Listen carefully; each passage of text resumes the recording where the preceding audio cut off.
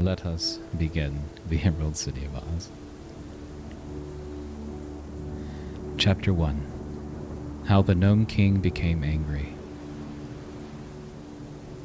The Gnome King was in an angry mood, and at such times he was very disagreeable. Everyone kept away from him, even his chief steward, Calico. Therefore the king stormed and raved all by himself, walking up and down his jewel-studded cavern and getting angrier all the time. Then he remembered that it was no fun being angry unless he had someone to frighten and make miserable, and he rushed to his big gong and made it clatter as loud as he could. In came the chief steward, trying not to show the Gnome King how frightened he was. "Send in the chief counselor here," shouted the angry monarch. Calico ran out as fast as his spindle legs could carry his fat round body, and soon the chief counselor entered the cavern. The king scowled and said to him, "I am in great trouble over the loss of my magic belt.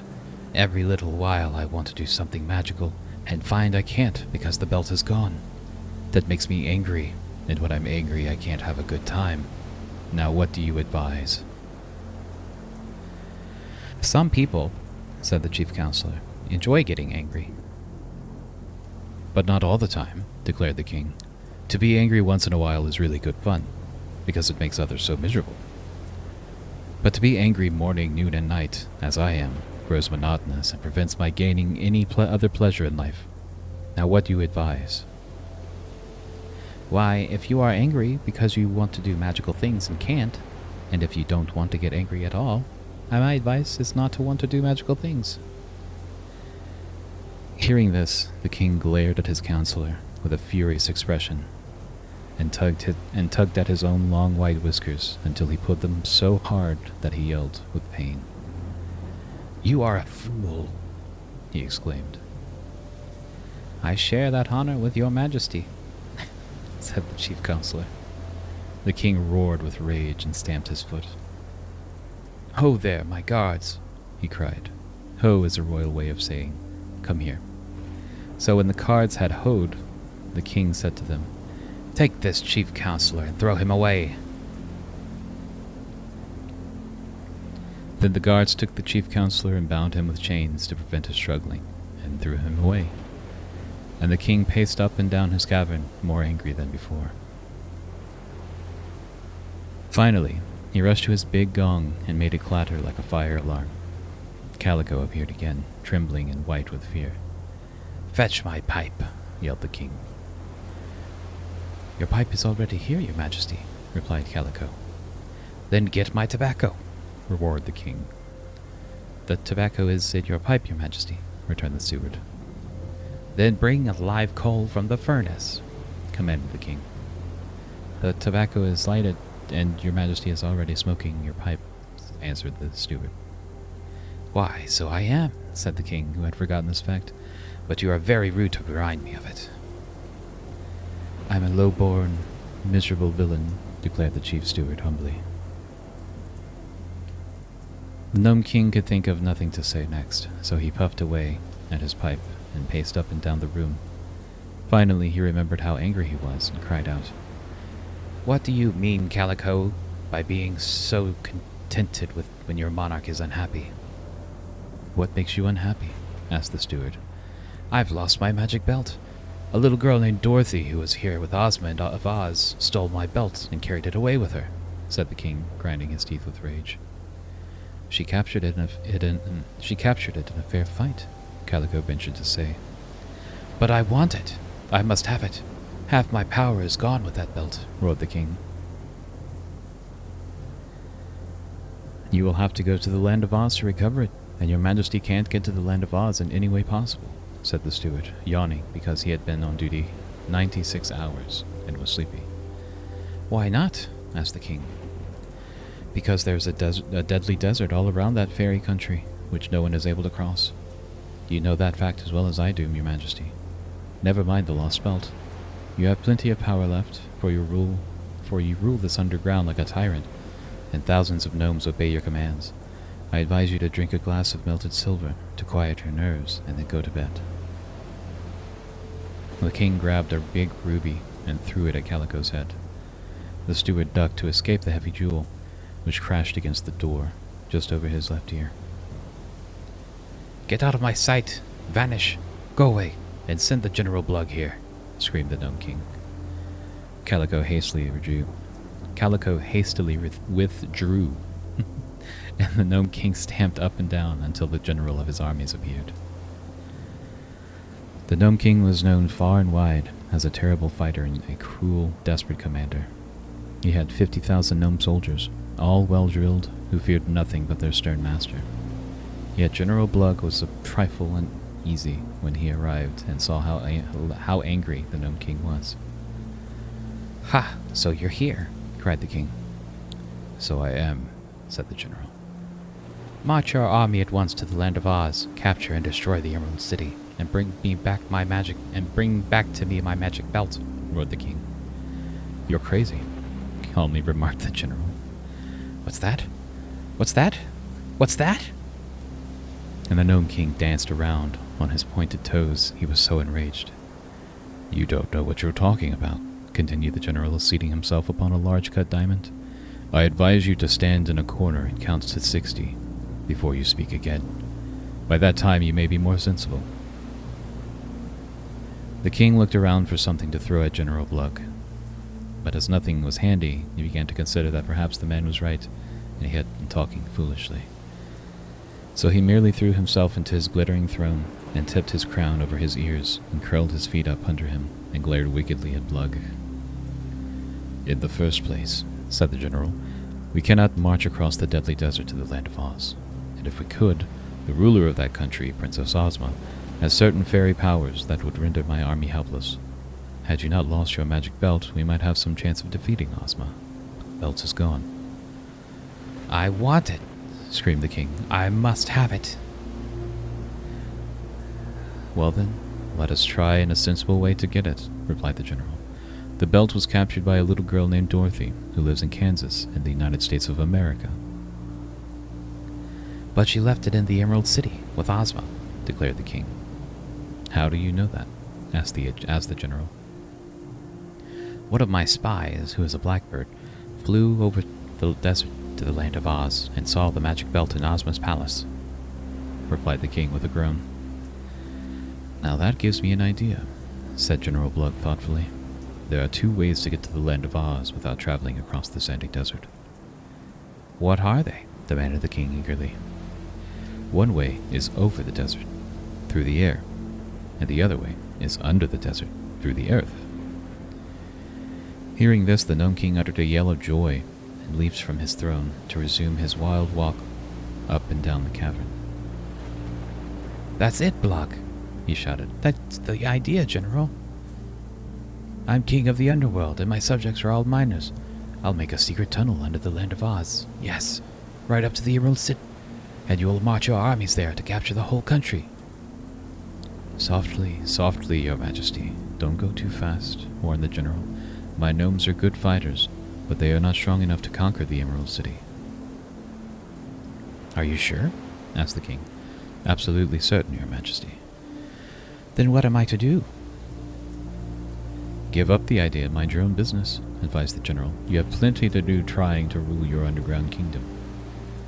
"But I want the magic belt, and I'm going to have it," roared the Gnome King.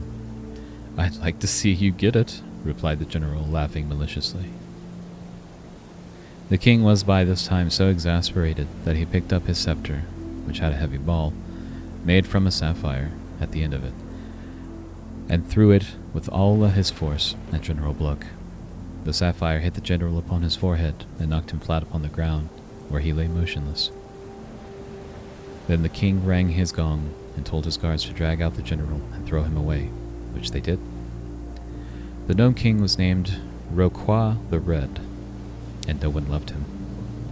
He was a bad man and a powerful monarch, and he had resolved to destroy the land of Oz and its magnificent Emerald City, to enslave Princess Ozma and little Dorothy, and all the Oz people, and recover his magic belt. This same belt had once enabled Rocroi the Red to carry out many wicked plans.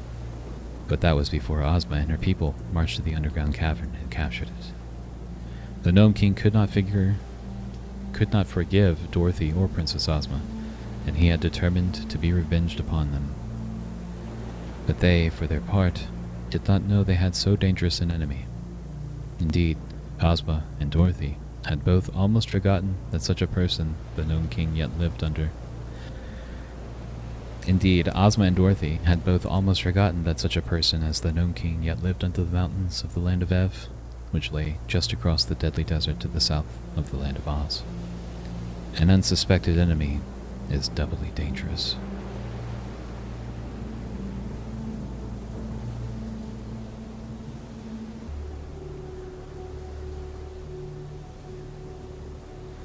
Chapter 2.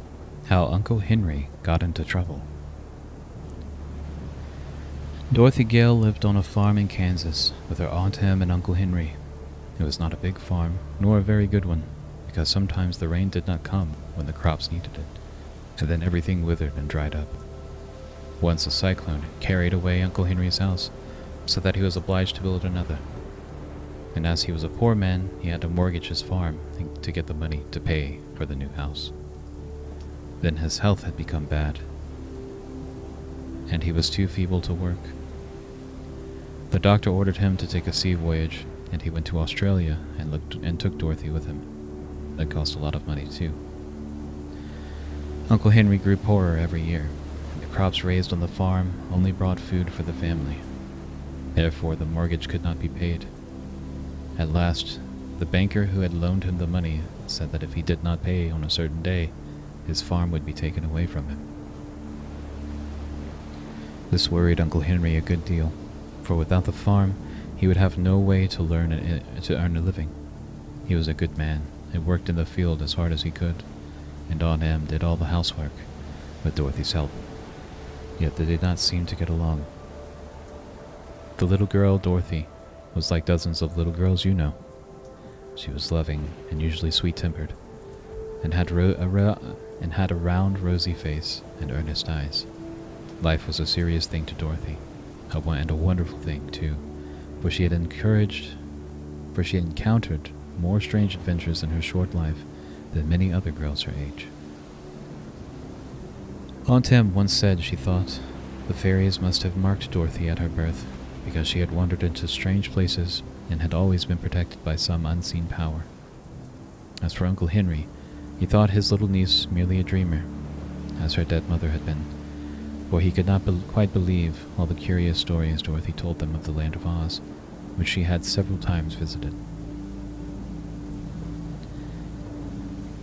He did not think that she tried to deceive her uncle and aunt, but he imagined that she had dreamed all of those astonishing adventures, and that the dreams had been so real to her that she had come to believe them true.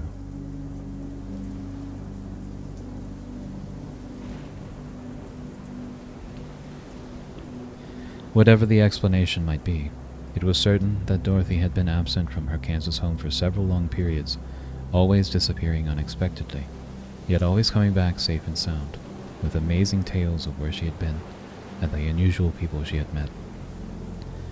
Her uncle and aunt listened to her stories eagerly, and in spite of their doubts, began to feel that the little girl had gained a lot of experience and wisdom that were unaccountable in this age, when fairies are supposed to no longer exist. Most of Dorothy's stories were about the land of Oz, with its beautiful emerald city and a lovely girl ruler named Ozma, who was the most faithful friend of the little Kansas girl.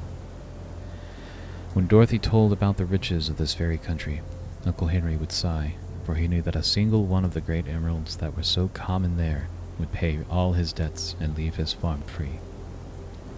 But Dorothy never brought any jewels home with her, so their poverty became greater every year.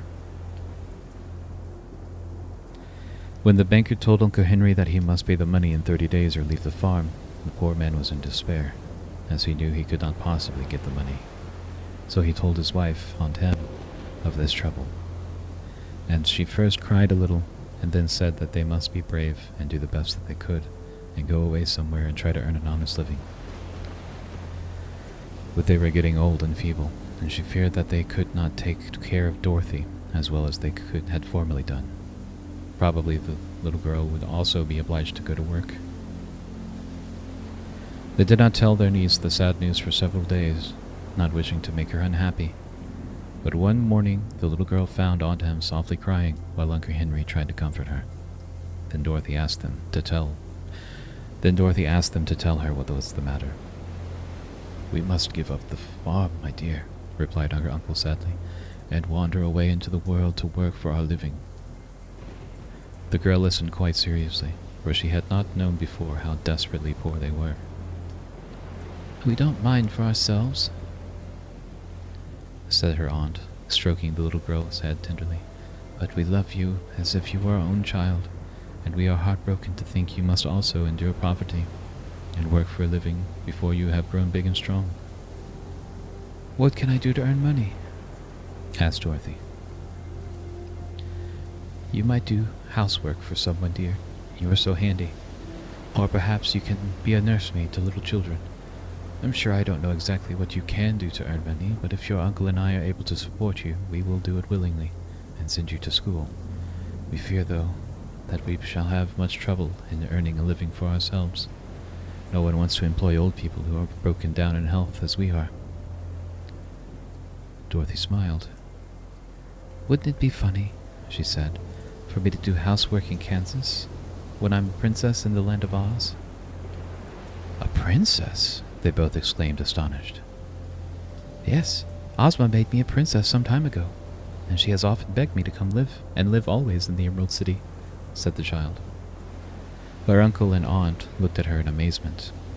Then the man said, "Do you suppose you could manage to return to your fairyland, my dear?" "Oh yes," replied Dorothy, "I could do that easily." "How?" asked Aunt Em. "Ozma sees me every day at 4 o'clock in her magic picture. She can see me wherever I am, no matter what I'm doing. And at that time, if I make a certain secret sign, she will send for me by means of the magic belt, which I once captured from the Gnome King. Then, in the wink of an eye, I shall be with Ozma in her palace." The elder people, remained silent for some time after Dorothy had spoken. Finally, Aunt Em said with another sigh of regret, "If that is the case, Dorothy, perhaps you'd better go and live at the Emerald City. It will break our hearts to lose you from our lives, but you will be so much better off with your fairy friends that it seems wisest and best for you to go."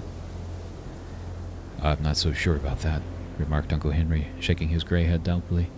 "These things all seem real to Dorothy, I know, but I'm afraid our little girl won't find her fairyland just what she had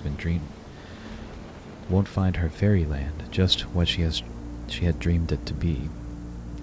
It would make me very unhappy to think that she was wandering among strangers who might be unkind to her." Dorothy laughed merrily at this speech, and then she became very sober again, for she could see how all this trouble was worrying her aunt and uncle, and knew that unless she found a way to help them in their future lives, would be quite miserable and unhappy. She knew that she could help them. She had thought of a way already. Yet she did not tell them at once what it was, because she must ask Ozma's consent before she would be able to carry out her plans.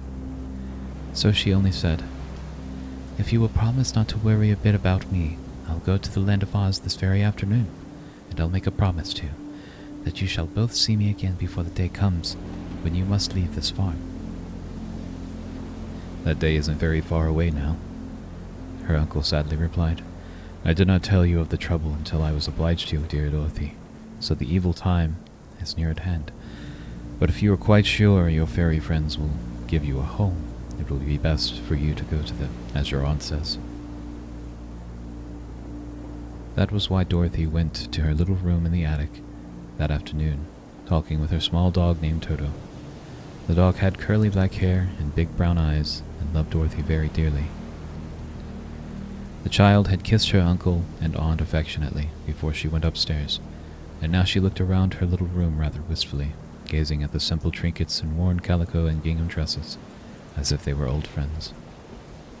She was tempted at first to make a bundle of them, yet she knew very well they would be of no use to her in the future life. She sat down upon a broken back chair, the only one in the room contained, and holding Toto in her arms, waited patiently until the clock struck 4. Then she made the secret signal that had been agreed upon between her and Ozma. Uncle Henry and Aunt Em waited downstairs. They were uneasy and a good deal excited, for this is a practical humdrum world, and it seemed to them quite impossible that their little niece could vanish from her home and travel instantly to a fairyland. So they watched the stairs, which seemed to be the only way that Dorothy could get out of the farmhouse, and they watched them a long time. They heard the clock strike 4, but there was no sound from above. 4:30 came, and now they were too impatient to wait any longer. Softly, they crept up the stairs to the door of the little girl's room. "Dorothy! Dorothy!" they called. There was no answer. They opened the door and looked in. The room was empty.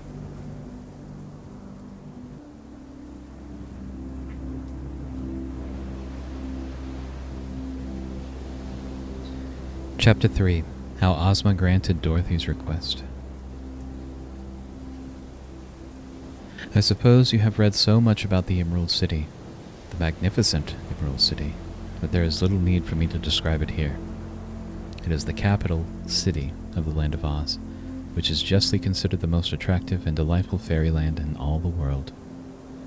The Emerald City is built all of beautiful marbles, in which are set a profusion of emeralds, every one exquisitely cut and of very great size. There are other jewels used in the decorations inside the houses and palaces, such as rubies, diamonds, sapphires, amethysts, and turquoises. But in the streets and upon the outside of the buildings, only emeralds appear, from which circumstance the place is named the Emerald City of Oz. It was 9,654 buildings, in which lived 57,318 people, up to the time my story opens.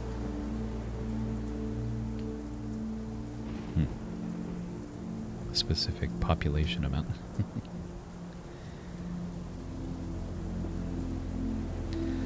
All the surrounding country, extending to the borders of the desert, which enclosed it on every side, was full of pretty and comfortable farmhouses, in which resided those inhabitants of Oz who preferred the country to city life.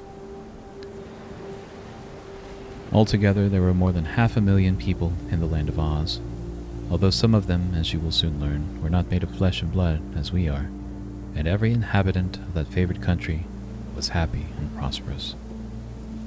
No disease of any sort was ever known among the Ozites, and so no one ever died unless he met with an accident that prevented him from living.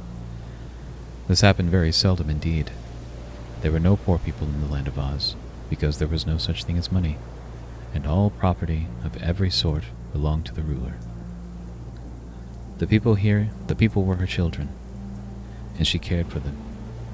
Each person was given freely by his neighbor whatever he required for his use, which is as much as any one may reasonably desire.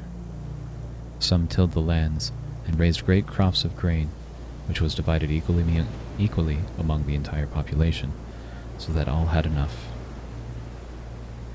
There were many tailors and dressmakers and shoemakers and the like, who made things that any who desired them might wear. Likewise, there were jewelers who made ornaments for the person, which pleased and beautified the people, and these ornaments were free to those who asked for them. Each man and woman, no matter what he or she produced for the good of the community, was supplied by the neighbors with food and clothing and a house and furniture and ornaments and games. If by chance the supply ever ran short, more was taken from the great storehouses of the ruler, which were afterward filled up again when there was more of any article than the people needed. Everyone worked half the time and played half the time, and the people enjoyed the work as much as they did the play, because it is good to be occupied and to have something to do. There were no cruel overseers set to watch them, and no one to rebuke them or to find fault with them. So each one was proud to do all he could for his friend and neighbors, and was glad when they would accept the things he produced. You will know, by what I have told you here, that the land of Oz was a remarkable country. I do not suppose such an arrangement would be practical with us, but Dorothy assures me that it works finely with the Oz people. Oz being a fairy country, the people were, of course, fairy people. But that does not mean that all of them were very unlike the people of our own world. There were all sorts of queer characters among them, but not a single one who was evil or who possessed a selfish or violent nature. They were peaceful, kind-hearted, loving, and merry, and every inhabitant adored the beautiful girl who ruled them and delighted to obey her every command. In spite of all I have said in a general way, there were some parts of the land of Oz not quite so pleasant as the farming country of the Emerald City, which was its center.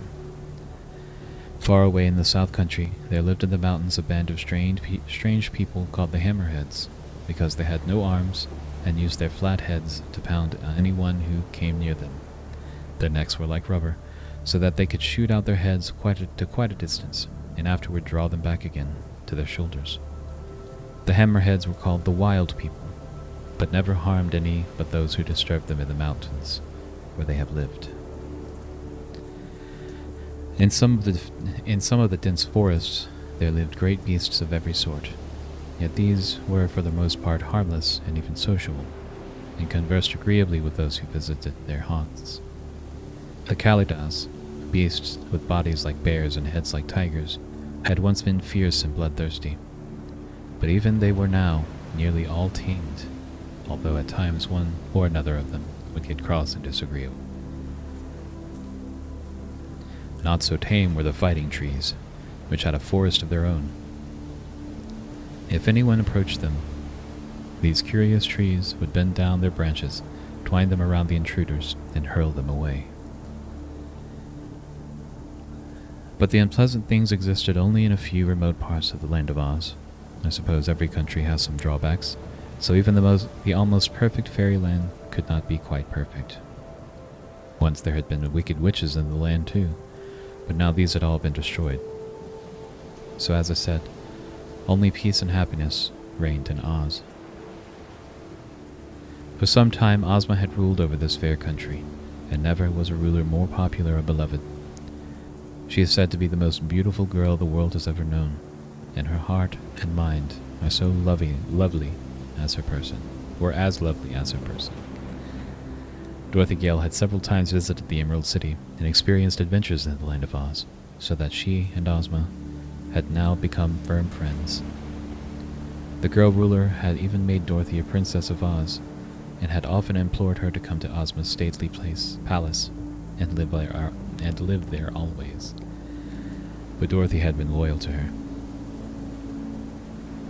Aunt Em and Uncle Henry, who had cared for her since she was a baby, and she had refused to leave them because she knew they would be lonely without her.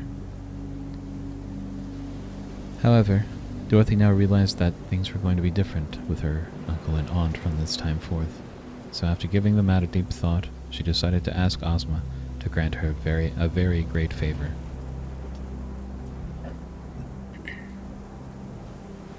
A few seconds after she had made the secret signal in her little bedchamber, the Kansas girl was seated in a lovely room in Ozma's palace in the Emerald City of Oz. When the first loving kisses and embraces had been exchanged, the fair ruler inquired, "What is the matter, dear? I know something unpleasant has happened to you, for your face was very sober when I saw it in the magic picture. And whenever you signal me to transport you to this safe place, where you are always welcome, I know you are in danger or in trouble." Dorothy sighed. "This time, Ozma, it isn't I," she replied. "But it's worse, I guess, for Uncle Henry and Aunt Em are in a heap of trouble, and there seems no way for them to get out of it. Anyhow, not while they live in Kansas." "Tell me about it, Dorothy," said Ozma, with ready sympathy.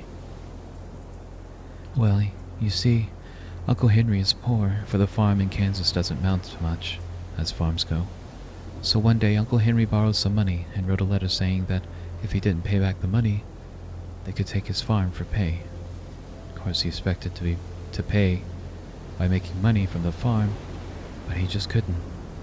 So, they're going to take the farm, and Uncle Henry and Aunt Em won't have any place to live. They're pretty old to do much hard work, Ozma, so I'll have to work for them, unless... Ozma had been thoughtful during the story, but now she smiled and pressed her little friend's hand. Unless what, dear? She asked. Dorothy hesitated, because her request meant so much to them all. Well, she said, I'd like to live here in the Land of Oz, where you've often invited me to live, but I can't, unless Uncle Henry and Aunt Em could live here too. Of course not, exclaimed the ruler of Oz, laughing gaily. So in order to get you, little friend, we must invite your uncle and aunt to live in Oz also.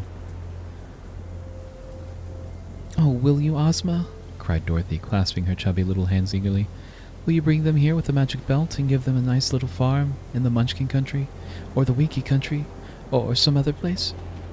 To be sure, answered Ozma, full of joy at the chance to please her little friend. I have long been thinking of this very thing, Dorothy dear, and often I have had it on my mind to propose it to you.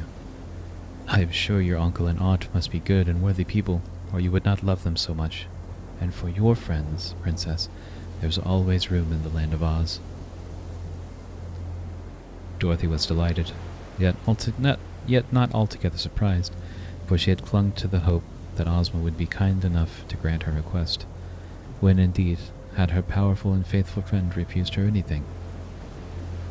But you must not call me Princess, she said, for after this I shall live on the little farm with Uncle Henry and Aunt Em, and princesses ought to not live on farms. Princess Dorothy will not, replied Ozma with her sweet little smile. You are going to live in your own rooms in this palace and be my constant companion. But Uncle Henry, began Dorothy. Oh, he is old and has worked enough in his lifetime, interrupted the girl ruler. So we must find a place for your uncle and aunt where they will be comfortable and happy and need not work more than they care to. When shall we transport them here, Dorothy? I promised to go and see them again before they were turned out of the farmhouse, answered Dorothy, so perhaps next Saturday. But why wait so long? Asked Ozma, and why make the journey back to Kansas again? Let us surprise them and bring them here without any warning. I am not sure that they believe in the Land of Oz, said Dorothy, though I've told them about it lots of times. They'll believe it when they see it, declared Ozma, and if they are told they are to make a magical journey to our fairyland, it may make them nervous. I think the best way will be to use the magic belt without warning them. And when they have arrived, you can explain to them whatever they do not understand. Perhaps that's best, decided Dorothy. There isn't much use in their staying at the farm until they're put out, because it's much nicer here.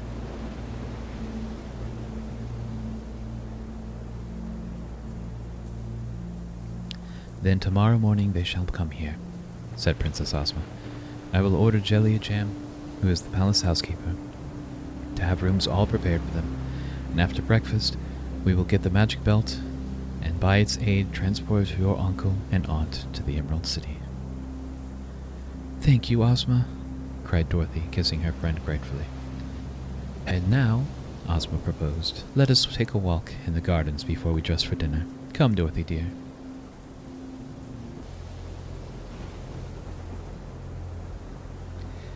Chapter 4. How the Gnome King Planned Revenge. The reason most people are bad is because they do not try to be good. Now the Gnome King had never tried to be good, so he was very bad indeed. Having decided to conquer the Land of Oz and to destroy the Emerald City and enslave all its people, King Rocroi the Red kept planning ways to do this dreadful thing, and the more he planned, the more he believed he would be able to accomplish it. About the time Dorothy went to Ozma, the Gnome King called his chief steward to him and said, Calico, I think I shall make you the general of my armies. I think you won't, replied Calico positively. Why not? Inquired the king, reaching for his scepter with the big sapphire. Because I'm your chief steward and know nothing of warfare, said Calico, preparing to dodge if anything were thrown at him. I manage all the affairs of your kingdom better than you could yourself, and you'll never find a steward as good as I am. But there are 100 gnomes better fitted to command your army, and your generals get thrown away so often that I have no desire to be one of them. Ah, there is some truth in your remarks, Calico, remarked the king, deciding not to throw the scepter. Summon my army to assemble in the great cabin. Calico bowed and retired, and in a few minutes returned to say that the army was assembled. So the king went out upon the balcony that overlooked the great cavern, where 50,000 gnomes, all armed with swords and pikes, stood marshaled in the military array. When they were not required as soldiers, all these gnomes were metal workers and miners, and they had hammered so much at the forges and dug so hard with pick and shovel that they had acquired great muscular strength. They were strangely formed creatures, rather round and not very tall. Their toes were curly, and their ears were broad and flat. In time of war, every gnome left his forge or mine and became part of the great army of King Rocroi. The soldiers wore rock-colored uniforms and were excellently drilled. The king looked upon his tremendous army, which stood silently arrayed before him, and a cruel smile curled the corners of his mouth, where he saw that his legions were very powerful. Then he addressed them from the balcony, saying, I have thrown away General Blug because he did not please me, so I want another general to command this army. Who is next in command? I am, replied Colonel Crinkle, a dapper-looking gnome, as he stepped forward with his dissolutest monarch. The king looked at him carefully and said, I want you to march this army through an underground tunnel, which I am going to bore, to the Emerald City of Oz. When you get there, I want you to conquer the Oz people, destroy them and their city, and bring all their gold and silver and precious stones back to my cavern. Also, you are to recapture my magic belt and return it to me. Will you do this, General Crinkle? No, your majesty, replied the gnome, for it can't be done. Oh, indeed, exclaimed the king, then turned to his servants and said, Please take General Crinkle to the torture chamber. There you will kindly slice him into thin slices. Afterward you may feed him to the 7-headed dogs. Anything to oblige your majesty, replied the servants politely, and led the condemned man away. When they had gone, the king addressed his army again. Listen, he said, the general who is to command my armies must promise to carry out my orders. If he fails, he will share the fate of poor Crinkle. Now then, who will volunteer to lead my hosts to the Emerald City? For a time, no one moved, and all were silent. Then an old gnome with white whiskers, so long that they were tied around his waist to prevent their tripping him up, stepped out of the ranks and saluted the king.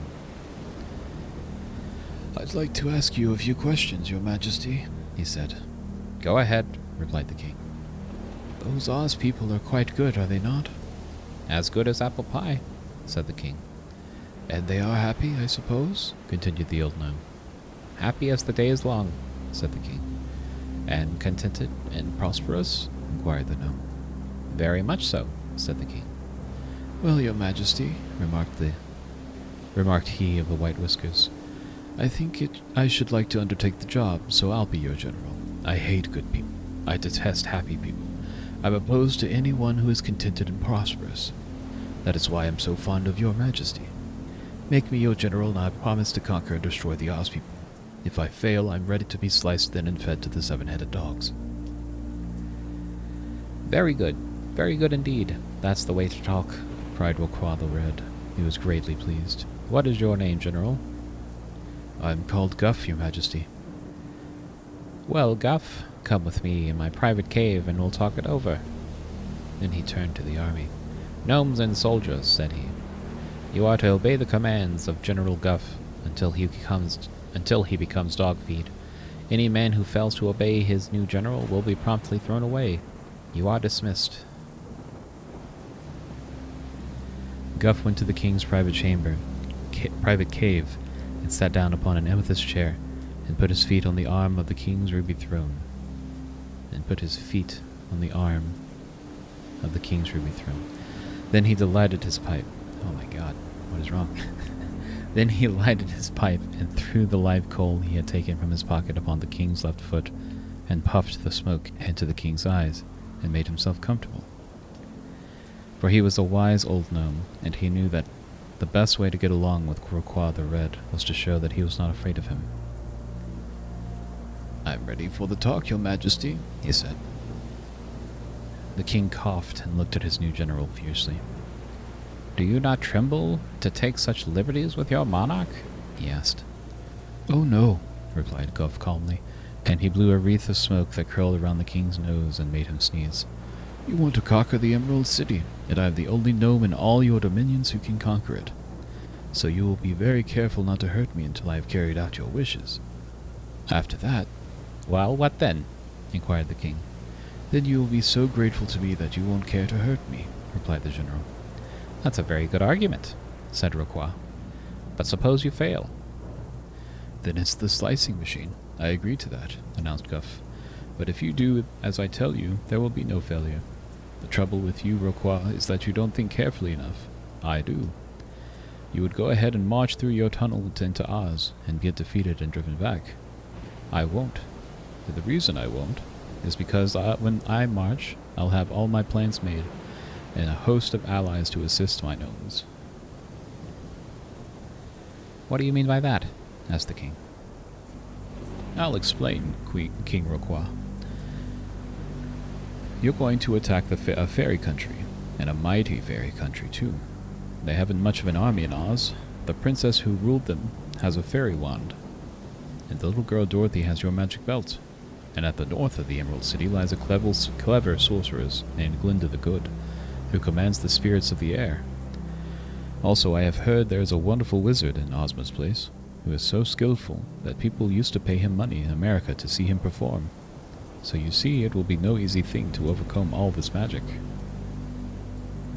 "We have 50,000 soldiers," cried the king proudly. "Yes, but they are gnomes," remarked Guff, taking a silk handkerchief from the king's pockets and wiping his own pointed shoes with it. "Gnomes are immortals, but they are not strong on magic. When you lost your famous belt, the greater part of your power was gone from you. Against Ozma, you and your gnomes would have no show at all." Rocroi's eyes flashed angrily. "Then away you go to the slicing machine," he cried. "Not yet," said the general, filling his pipe from the king's private tobacco pouch. "What do you propose we to do?" asked the monarch. "I propose to obtain the power we need," answered Guff. There are a good many evil creatures who have magic powers sufficient to destroy and conquer the land of Oz. We will get them on our side, band them all together, and then take Ozma and her people by surprise. It's all very simple and easy when you know how. Alone, we should be helpless to injure the ruler of Oz, but with the aid of evil powers we can summon, we shall easily succeed. King Rocroi was delighted with this idea, for he realized how clever it was. "Surely, Guff, you are the greatest general I have ever had," he exclaimed with eyes sparkling with joy. "You must go at once and make arrangements for the evil powers to assist us. And meantime, I'll begin to dig the tunnel." "I thought you'd agree with me, Rocroi," replied the new general. "I'll start this very afternoon to visit the chief of the Whimsies."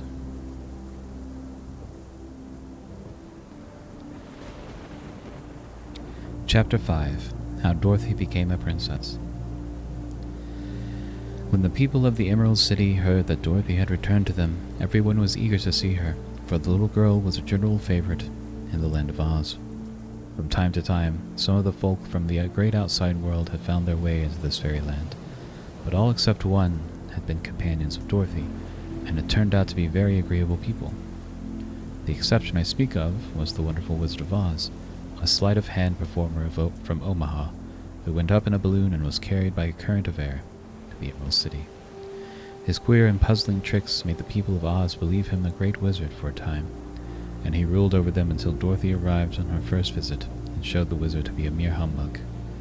He was a gentle, kind-hearted little man, and Dorothy grew to like him afterward. When, after an absence, the wizard returned to the land of Oz, Ozma received him graciously and gave him a home in part of the palace. In addition to the wizard, 2 other personages of the outside world had been allowed to make their home in the Emerald City. The first was a quaint, shaggy man, whom Ozma had made the governor of the royal storehouses, and the second, a yellow hen named Billina, who had a fine house in the gardens back of the palace, where she looked after a large family. Both these had been old comrades of Dorothy, so you see the little girl was quite an important personage in Oz, and the people thought she had brought them good luck, and loved her next best to Ozma. During her several visits, this little girl had been the means of destroying 2 wicked witches who oppressed the people, and she had discovered a live scarecrow who was now one of the most popular personages in all of Fairy Country. With the Scarecrow's help, she had rescued Nick Chopper, a Tin Woodman, who had rusted in a lonely forest, and the Tin Man was now the emperor of the country of the Winkies, and was much beloved because of his kind heart. No wonder that people thought Dorothy had brought them the good luck. Yet, strange as it may seem, she had accomplished all these wonders not because she was a fairy or had any magical powers whatever, but because she was a simple, sweet, and true little girl who was honest to herself and to all whom she met. In this world in which we live, simplicity and kindness are the only magic wands that work wonders, and in the land of Oz, Dorothy found these same qualities had won for her the love and admiration of the people. Indeed, the little girl had made many warm friends in the fairy country, and the only real grief the Ozites had ever experienced was when Dorothy left them and returned to her Kansas home. Now she received a joyful welcome, although no one except Ozma knew at first that she had finally come to stay for good and all. That evening, Dorothy had many callers, and among them were such important people as Tick-Tock, a machine man who thought and spoke and moved by clockwork, her old companion, the genial Shaggy Man, Jack Pumpkinhead, whose body was brushwood, and whose head was a ripe pumpkin, with a face carved upon it, the Cowardly Lion and the Hungry Tiger, 2 great beasts from the forest who served Princess Ozma, and Professor H.M. Wogglebug T.E. This Wogglebug was a remarkable creature. He had once been a tiny little bug, crawling around in a schoolroom, but he was discovered and highly magnified so that he could be seen more plainly. And while in this magnified condition, he had escaped. He had always remained big, and he dressed like a dandy and was so full of knowledge and information, which are distinct acquirements, that he had been made a professor at the head of the Royal College. Dorothy had a nice visit with these old friends, and also talked a long time with the wizard, who was little and old and withered and dried up, but as merry and active as a child. Afterward, she went to see Billina's fast-growing family of chicks. Toto, Dorothy's little black dog, also met with cordial reception. Toto was an especial friend of the Shaggy Man, and he knew everyone else. Being the only dog in the land of Oz, he was highly respected by the people, who believed the animals entitled to every consideration if they behaved themselves properly. Dorothy had 4 lovely rooms in the palace, which were always reserved for her to use and were called Dorothy's rooms. These consisted of a beautiful sitting room, a dressing room, a dainty bedchamber, and a big marble bathroom. And in these rooms were everything that a heart could desire, placed there with loving thoughtfulness by Ozma for her little friend's use. The royal dressmakers had the little girl's measure, so they kept a closet in her dressing room filled with lovely dresses of every description and suitable for every occasion. No wonder Dorothy had refrained from bringing with her old calico and gingham dresses. Here everything that was dear to the little girl's heart was supplied in profusion, and nothing so rich and beautiful could ever have been found in the biggest department stores in America. Of course, Dorothy enjoyed all of these luxuries, and the only reason she had heretofore preferred to live in Kansas was because her uncle and aunt loved her and needed her with them. Now, however, all was to be changed, and Dorothy was really more delighted to know that her dear relatives were to share in her good fortune and enjoy the delights of the land of Oz than she was to possess such luxury for herself.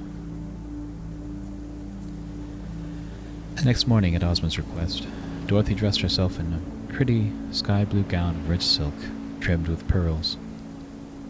The buckles of her shoes were set with pearls too, and more of these priceless gems were on a lovely coronet which she wore upon her forehead.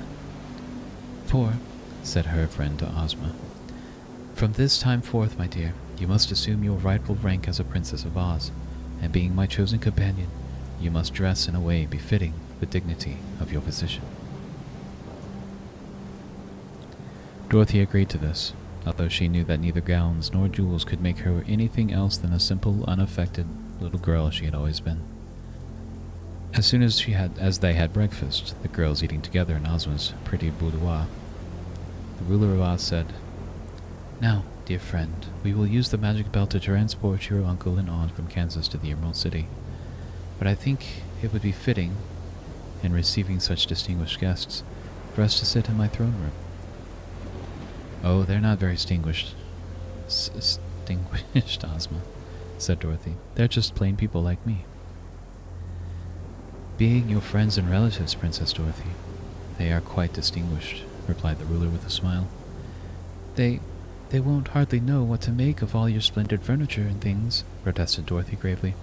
"It may scare 'em to see that your grand throne room, and perhaps we'd better go to the backyard, Ozma, where the cabbages grow and the chickens are playing. Then it would seem more natural to Uncle Henry and Aunt Em."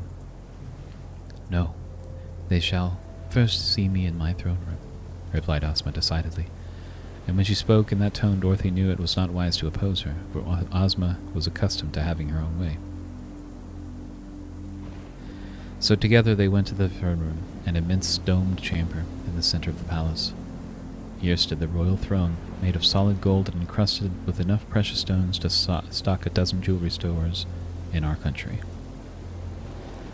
Ozma, who was wearing the magic belt, seated herself on the throne, and Dorothy sat at her feet. In the room were assembled many ladies and gentlemen of the court, clothed in rich apparel and wearing fine jewelry. Two immense animals squatted, one on each side of the throne, the Cowardly Lion and the Hungry Tiger. In a balcony high up in the dome, an orchestra played sweet music, and beneath the dome 2 electric fountains spit sprays of colored perfumed water shooting up nearly as high as the arched ceiling. "Are you ready, Dorothy?" asked the ruler. "I am," replied Dorothy, "but I don't know whether Aunt Em and Uncle Henry are ready." "That won't matter," declared Ozma. "The old life can have very little interest to them.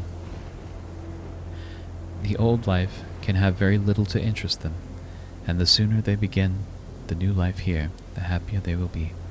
Here they come, my dear."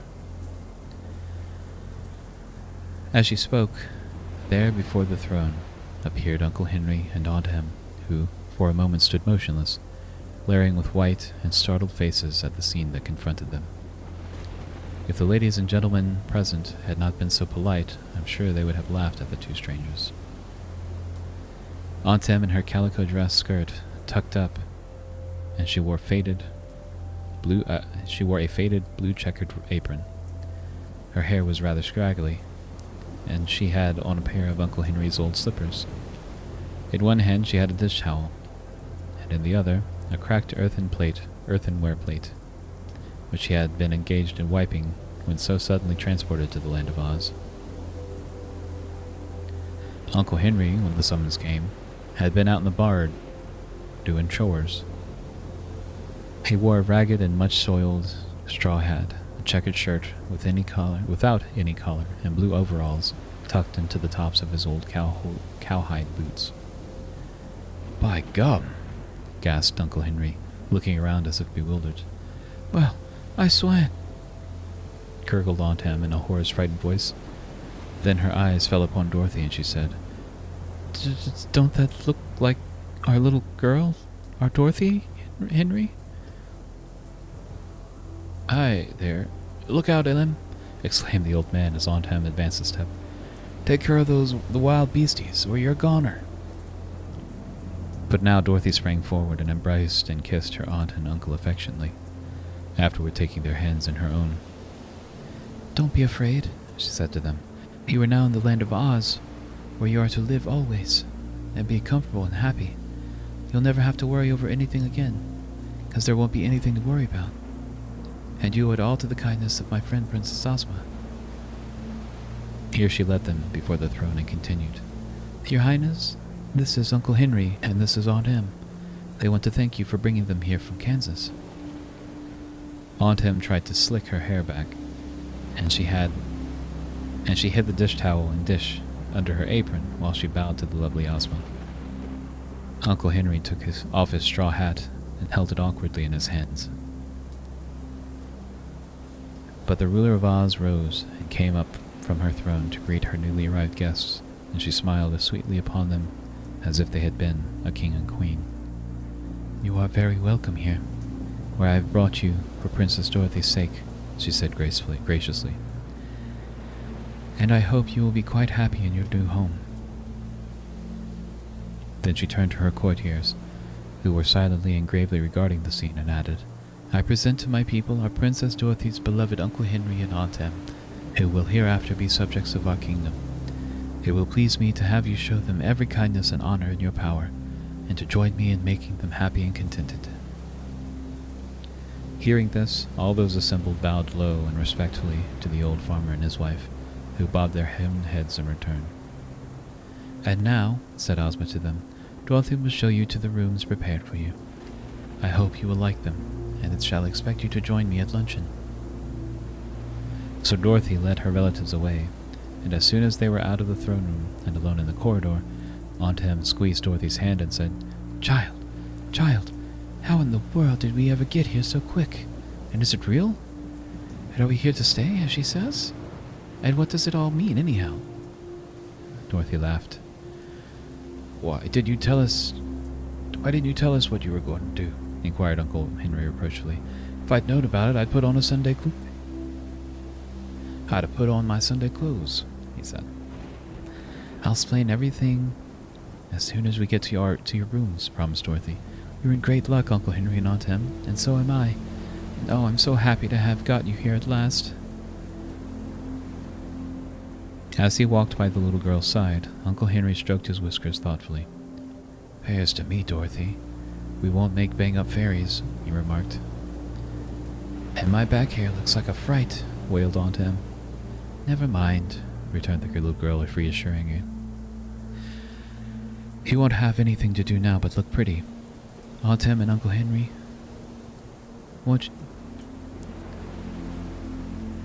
you won't have anything to do now but look pretty, Aunt Em. And Uncle Henry won't have to work till his back aches, that's certain. Sure? They asked wonderingly in the same breath. Of course I'm sure, said Dorothy. You're in the fairyland of Oz now, and that's more where you belong to it. And what's more, you belong to it. That was a bit choppy.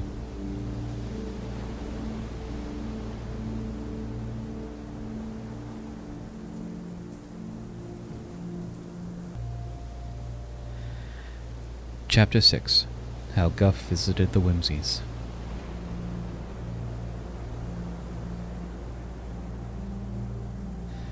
The new general of the Gnome King's army knew perfectly well that to fail in his plans meant death for him. Yet he was not at all anxious or worried.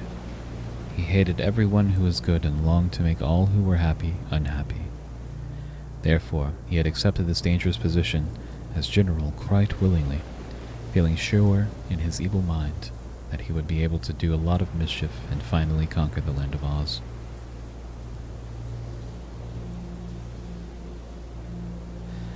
Yet Guff determined to be careful and to lay his plans well so as to not fail. He argued that only careless people fail in what they attempt to do. The mountains underneath which the Gnome King's extensive caverns were located lay grouped just north of the land of Ev, which lay directly across the desert, the Deadly Desert, to the east of the land of Oz. As the mountains were also on the edge of the desert, the Gnome King found that he had only to tunnel underneath the desert to reach Ozma's dominion. He did not wish his armies to appear above ground in the country of the Winkies, which was the part of the land of Oz nearest the King Rokwa's own country, as then the people would give the alarm and enable Ozma to fortify the Emerald City and assemble an army. He wanted to take all the Oz people by surprise, so he decided to run the tunnel clear through to the Emerald City, where he and his hosts could break through the ground without warning and conquer the people before they had time to defend themselves. Rokwa the Red began to work at once upon his tunnel, setting thousands of miners to the task and building it high and broad enough for his armies to march through it with ease. The gnomes were used to making tunnels, as all the kingdom in which they lived was underground, so they made rapid progress. While this work was going on, General Guff started out alone to visit the chief of the Whimsies. These Whimsies were curious people who lived in a retired country of their own. They had large, strong bodies, but heads so small they were no bigger than doorknobs. Of course, such tiny heads could not contain any great amount of brains, and the Whimsies were so ashamed of their personal appearance and lack of common sense that they wore big heads made of pasteboard, which they fastened over their own little heads. On these pasteboard heads, they sewed sheep's wool for hair, and the wool was colored many tints, pink, green, and lavender being the favorite colors. The faces of these false heads were painted in many ridiculous ways, according to the whims of their owners, and these big, burly creatures looked so whimsical and absurd in their queer masks that they were called Whimsies. They foolishly imagined that no one would suspect the little heads that were inside the imitation ones, not knowing that it is a folly to try to appear otherwise than nature has made us. The chief of the Whimsies had as little wisdom as the others, and had been chosen chief merely because none of among them was any wiser or more capable of ruling. The Whimsies were evil spirits and could not be killed. They were hated and feared by everyone, and were known as terrible fighters because they were so strong and muscular, and had not sense enough to know when they were defeated. General Guff thought the Whimsies would be a great help to the gnomes in the conquest of Oz, for under his leadership they could be induced to fight as long as they could stand up.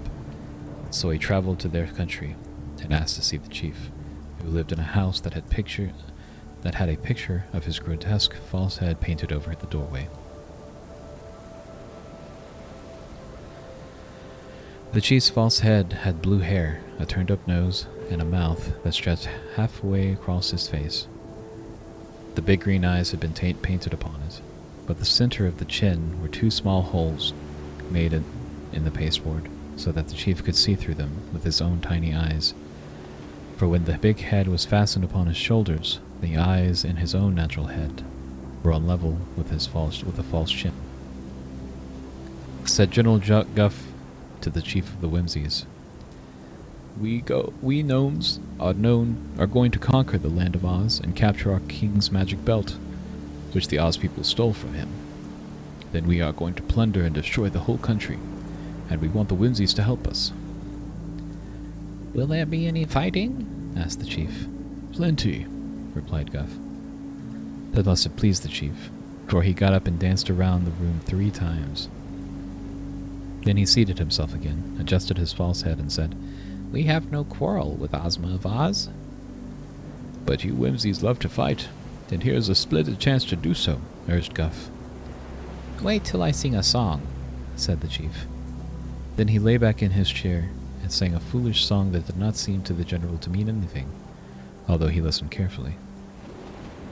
When he had finished, the chief Whimsy looked at him through the holes of his chin and asked, What reward will you give us if we help you? The general was prepared for this question, for he had been thinking the matter over on his journey. People often do a good deed without hope of reward, but for an evil deed, they will always demand payment. When we get our magic belts, he made the reply, Our king, Rocroi the Red, will use its power to give every whimsy a natural head as big and fine as the false heads that he now wears. Then you will no longer be ashamed, because your big, strong bodies will have such... Then you will no longer be ashamed, because your big, strong bodies have such teeny-weeny heads. Oh, will you do that? Asked the chief eagerly. We surely will, promised the general. I'll talk to my people, said the chief. So he called a meeting of all the whimsies and told them the offer made by the gnomes. The creatures were delighted with the bargain, and at once agreed to fight for the Gnome King and help him to conquer Oz. One whimsy alone seemed to have a glimmer of sense, for he asked, Suppose we fail to capture the magic belt? What will happen then? And what good will all our fighting do? But they threw him into the river for asking a foolish question, and laughed when the water ruined his pasteboard head before he could swim out again. So the compact was made, and General Guff was delighted with his success in gaining such powerful allies. But there were other people too, just as important as the whimsies, whom the clever old gnome had determined to win to his side.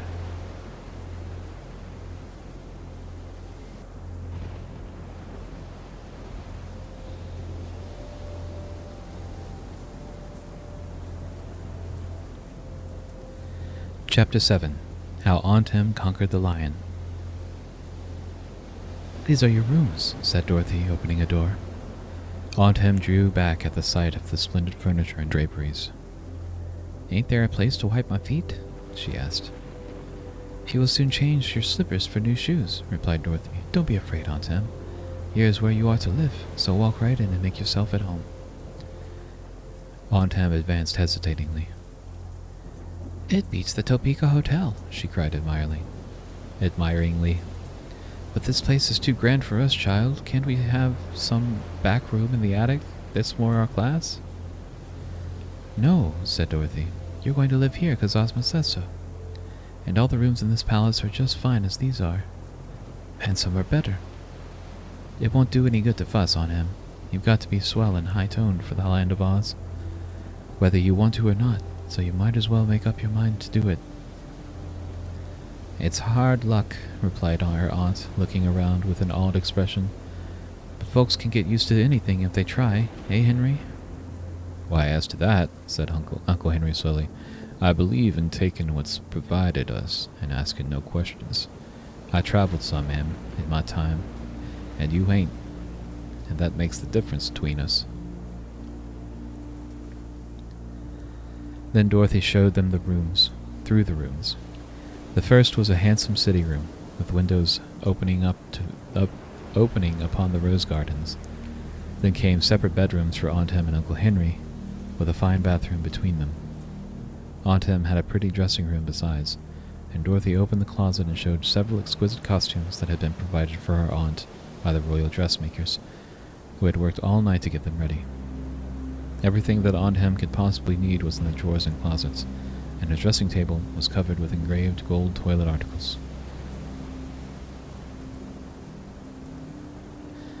Uncle Henry had 9 suits of clothing, cut in the popular Munchkin fashion, with knee breeches and silk stockings, and low shoes with jeweled buckles. The hats to match these costumes had pointed tops and wide brims with small gold bells around the edges. His shirts were of fine linen with frilled bosoms, and his vests were richly embroidered with colored silks. Uncle Henry decided that at first he would take a bath and then dress himself in a blue satin suit that had caught his fancy. He accepted his good fortune with calm composure and refused to have a servant assist him.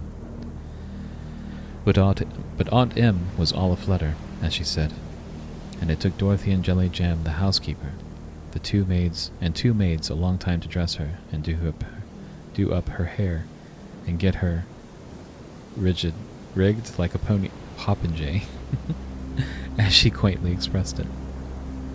She wanted to stop and admire everything that caught her eye. She continually declared that such finery was too good for an old country woman, and that she never thought she would have to put on airs at her time of life. Finally she was dressed, and when she went into the sitting room, there was Uncle Henry in his blue satin, walking gravely up and down the room. He had trimmed his beard and mustache and looked very dignified and respectable. "Tell me, Dorothy," he said, "do all men wear duds like these? Do all the men here wear duds like these?" "Yes," she replied. "All except the Scarecrow and the Shaggy Man, and of course the Tin Woodman and Tick-Tock, who are made of metal. You'll find all the men at Osmond's court dressed just as you are, only perhaps a little finer." "Henry, you look like a play actor," announced Aunt Em, looking at her husband critically. "And you, Em, look like highfalutin like that. You look more highfalutin than a peacock," he replied. "I guess you're right," she said regretfully. "But we're helpless victims of high-toned royalty." Dorothy was much amused. "Come with me," she said, "and I'll show you round the palace."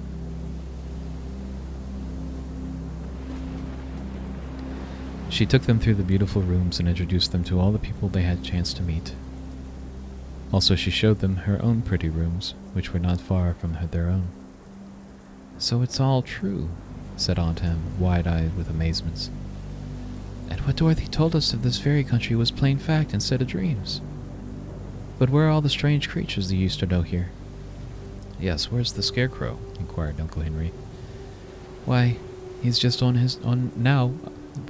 now away on a visit to the Tin Woodman, who is the Emperor of the Winkie Country," answered the little girl. "You'll see him when he gets back, and you're sure to like him." "And where's the wonderful wizard?" asked Aunt Em. "You'll see him at Ozma's luncheon, for he lives here in the palace," was the reply. "And Jack Pumpkinhead?" "Oh, he lives a little way out of town, in his own pumpkin field. We'll go there sometime and see him, and we'll call on Professor Wogglebug, too. The Shaggy Man will be at the luncheon, I guess, and Tick-Tock. And now I'll take you out to see Bellina, who has a house of her own." So they went into the backyard, and after walking along winding paths some distance through the beautiful gardens, they came to an attractive little house where the yellow hen sat on the front porch, sunning herself. "Good morning, my dear mistress," called Bellina, fluttering down to meet them. "I was expecting you to call, for I heard you had come back and brought your uncle and aunt with you." "We're here for good and all, this time, Bellina," cried Dorothy joyfully. "Uncle Henry and Aunt Em belong to Oz now as much as I do." "Then they are very lucky people," declared Bellina, "for there couldn't be a nicer place to live. But come, my dear, I must show you all my Dorothys. 9 are living and have grown up to be very respectable hens, but one took cold at Ozma's birthday party and died at the pip, and the other 2 turned out to be horrid roosters, so I had to change their names from Dorothy to Daniel. They all had the letter D engraved upon their gold lockets, you remember, with their picture inside, and D stands for Daniel as well as Dorothy."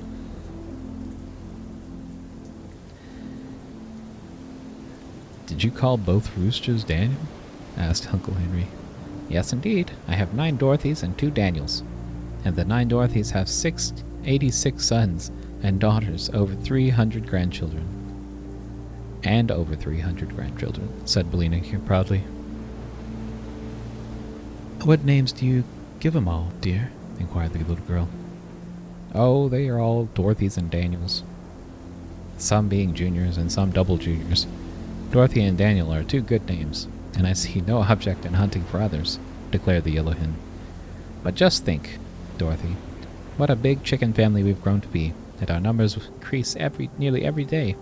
Ozma doesn't know what to do with all the eggs we lay, and we are never eaten or harmed in any way, as chickens are in your country. They give us everything to make us contented and happy, and I, my dear, am acknowledged queen and governor of every chicken in Oz, because I'm the eldest and started the whole colony." "You ought to be very proud, ma'am," said Uncle Henry, who was astonished to hear a hen talk so sensibly. "Oh, I am," she replied. "I have the loveliest pearl necklace you ever saw. Come in the house and I'll show it to you. And I have 9 leg bracelets and a diamond pin for each wing, but I only wear them on state occasions." They followed the yellow hen into the house, which Aunt Em declared was neat as a pin. They could not sit down because all Bellina's chairs were roosting poles made of silver, so they had to stand while the hen fussily showed them her treasures. Then they had to go into the back rooms occupied by Bellina's 9 Dorothys and 2 Daniels, who were all plump yellow chickens and greeted the visitors very politely. It was easy to see that they were well bred and that Bellina had looked after their education. In the yards were all the children and grandchildren of these 11 elders, and they were all of all sizes, from well-grown hens to tiny chicks just out of the shell. About 50 fluffy yellow youngsters were at school, being taught good manners and good grammar by a young hen who wore spectacles. They sang in chorus the patriotic song of the Land of Oz in honor of their visitors, and Aunt Em was much impressed by these talking chickens. Dorothy wanted to stay and play with these young chickens for a while, but Uncle Henry and Aunt Em had not seen the palace grounds and gardens yet. They were eager to get better acquainted with the marvelous and delightful land in which they were to live. "I'll stay here, and you can go for a walk," said Dorothy. "You'll be perfectly safe anywhere, and may do whatever you want. When you get tired, go back to the palace and find your rooms, and I'll come to you before luncheon is ready." So Uncle Henry and Aunt Em started out alone to explore the grounds, and Dorothy knew that they couldn't get lost because all the palace grounds were enclosed by a high wall of green marble set with emeralds. It was a rare treat to these simple folk, who had lived in the country all their lives and known little enjoyment of any sort, to wear beautiful clothes and live in a palace and be treated with respect and consideration by all around them. They were very happy indeed as they strolled up in the shady walks and looked upon the gorgeous flowers and shrubs, feeling that their new home was more beautiful than any tongue could describe. Suddenly, as they turned a corner and walked through a gap in a high hedge, they came face to face with an enormous lion, which crouched upon the green lawn and seemed surprised by their appearance. They stopped short, Uncle Henry trembling with horror and Aunt Em too terrified to scream. Next moment, the poor woman clasped her husband around the neck and cried, "Save me, Henry, save me!" "Can't save myself, Em," he returned in a husky voice, "for the animal looks like as if he could beat us both at the lick of his chops for more. If I only had a gun." "Haven't you, Henry, haven't you?" she asked anxiously. "Nary gun, Em, so let's die brave and graceful as we can. I knew our luck couldn't last." "I won't die. I won't be eaten by a lion," wailed Aunt Em, glaring upon the huge beast.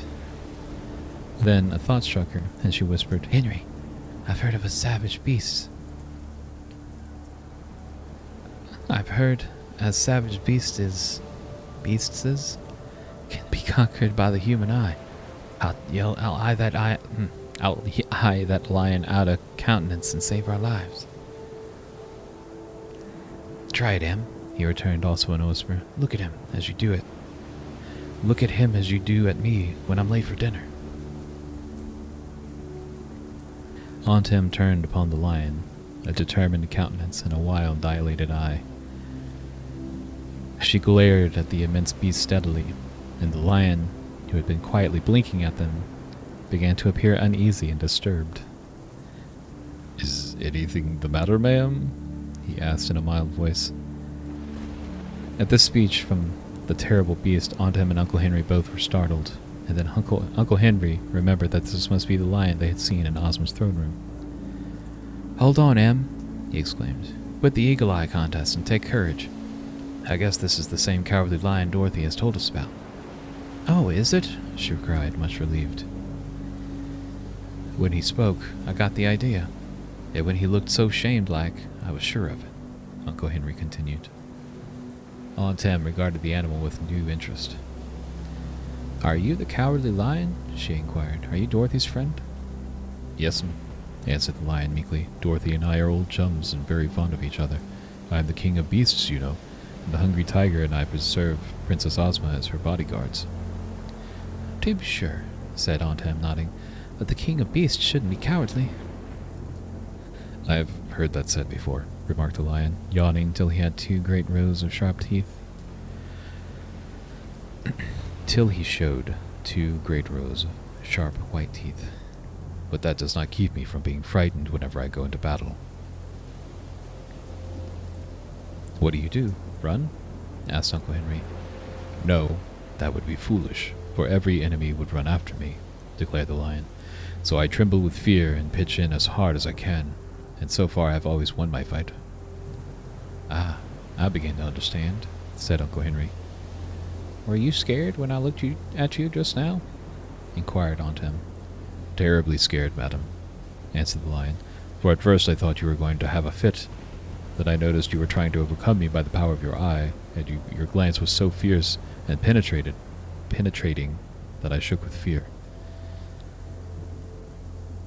This greatly pleased the lady, and she said quite cheerfully, Well, I won't hurt you, so don't be scared anymore. I just wanted to see what the human eye was good for. The human eye is a fearful weapon, remarked the lion, scratching his nose softly with a paw to hide his smile. Had I not known you were Dorothy's friends, I might have torn you both into shreds in order to escape your terrible gaze. Aunt Em shuddered at hearing this, and Uncle Henry said hastily, I'm glad you knew us. Good morning, Mr. Lion. We'll hope to see you again by and by sometime in the future. Good morning, replied the lion, squatting down upon the lawn again. You are likely to see a good deal of me if you live in the land of Oz.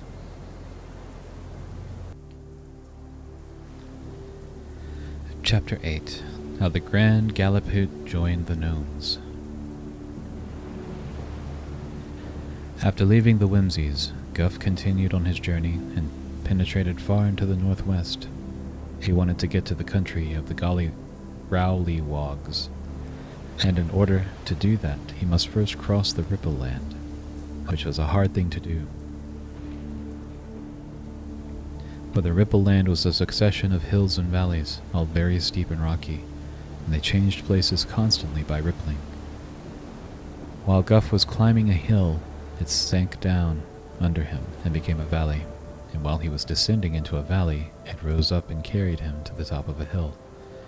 This was very perplexing to the traveler, and a stranger might have thought he would never cross the Ripple Land at all. But Guff knew that if he kept steadily on, he would get to the end at last. So he paid no attention to the changing hills and valleys, and plodded along as calmly as if walking upon level ground.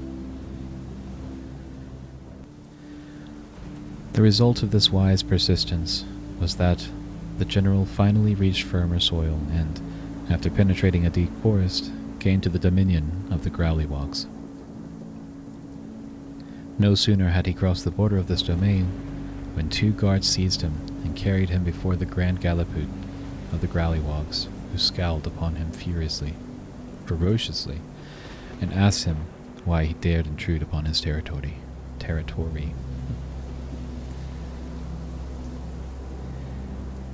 I'm the Lord High General of the Invincible Army of the Gnomes, and my name is Guff, was the reply. All the world trembles when that name is mentioned. The Growlywogs gave a shout of jeering laughter at this, and one of them caught the gnome in his strong arms and tossed him high into the air. Guff was considerably shaken when he fell upon the hard ground, but he appeared to take no notice of the impertinence, and composed himself to speak again to the Grand Gallipoot.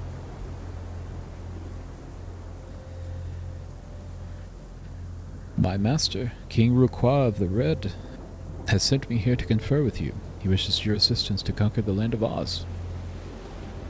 Here the general paused, and the Grand Gallipoot scowled upon him more terribly than ever, and said, Go on. The voice of the Grand Gallipoot was partly a roar and partly a growl. He mumbled his words badly, and Guff had to listen carefully in order to understand him. These Growlywogs were certainly remarkable creatures. They were of gigantic size, yet were all bone and skin and muscle, there being no meat or fat upon their bodies at all. Their powerful muscles lay just underneath their skins, like bunches of tight rope, and the weakest Growlywog was so strong that he could pick up an elephant and toss it 7 miles away. It seems unfortunate that strong people are usually so disagreeable and overbearing that no one cares for them. In fact, to be different from your fellow creatures is always a misfortune. The Growlywogs knew that they were disliked and avoided by everyone, so they had become surly and unsociable, even among themselves.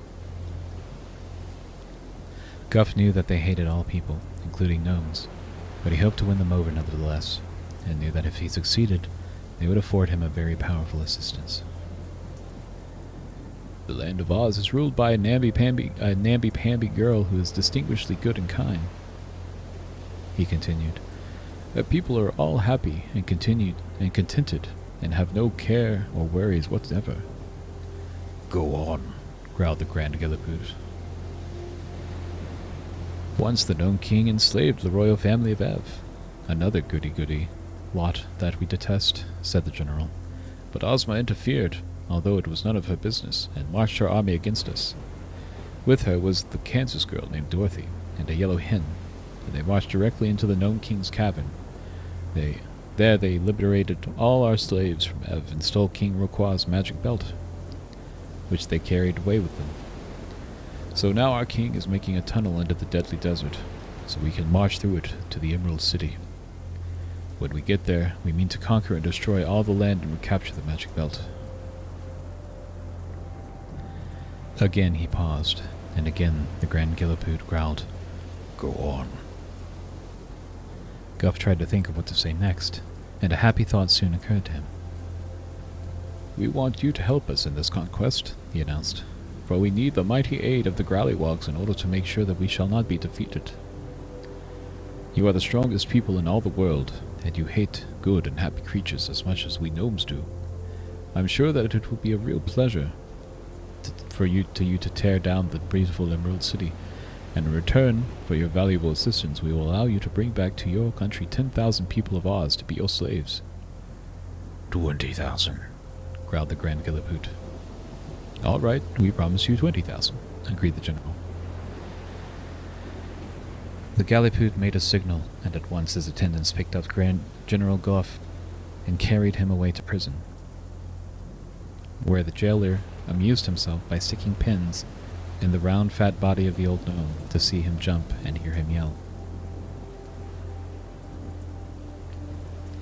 But while this was going on, the Grand Galliput was talking with his counselors, who were the most important officials of the Growlywogs.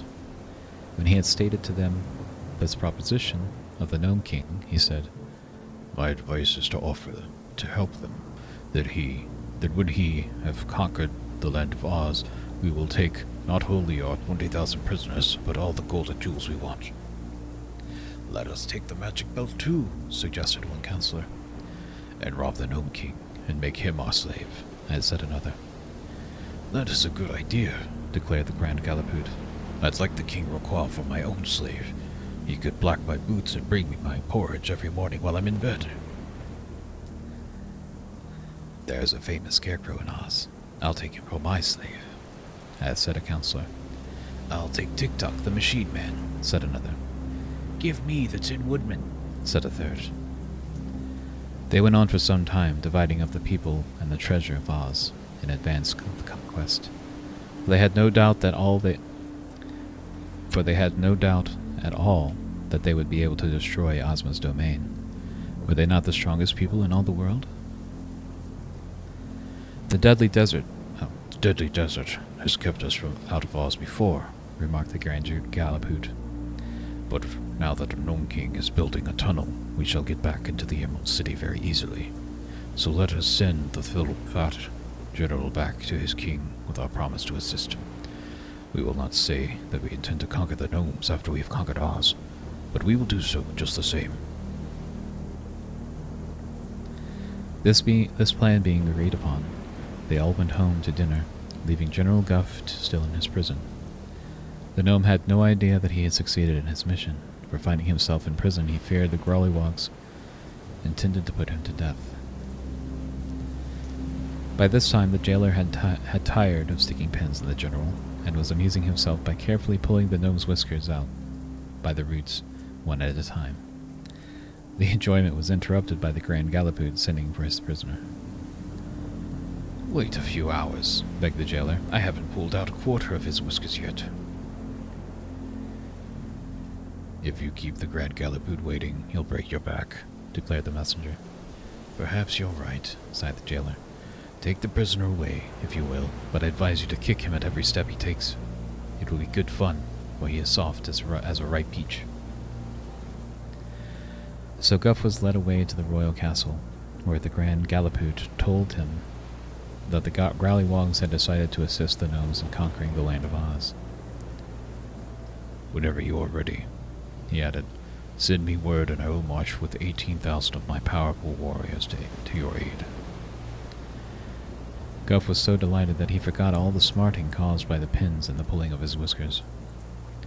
He did not even complain of the treatment he had received, but thanked the Grand Gallipute and hurried away upon his journey. He had now secured the assistance of the Whimsies and the Growlywogs, but his success made him long for still more allies.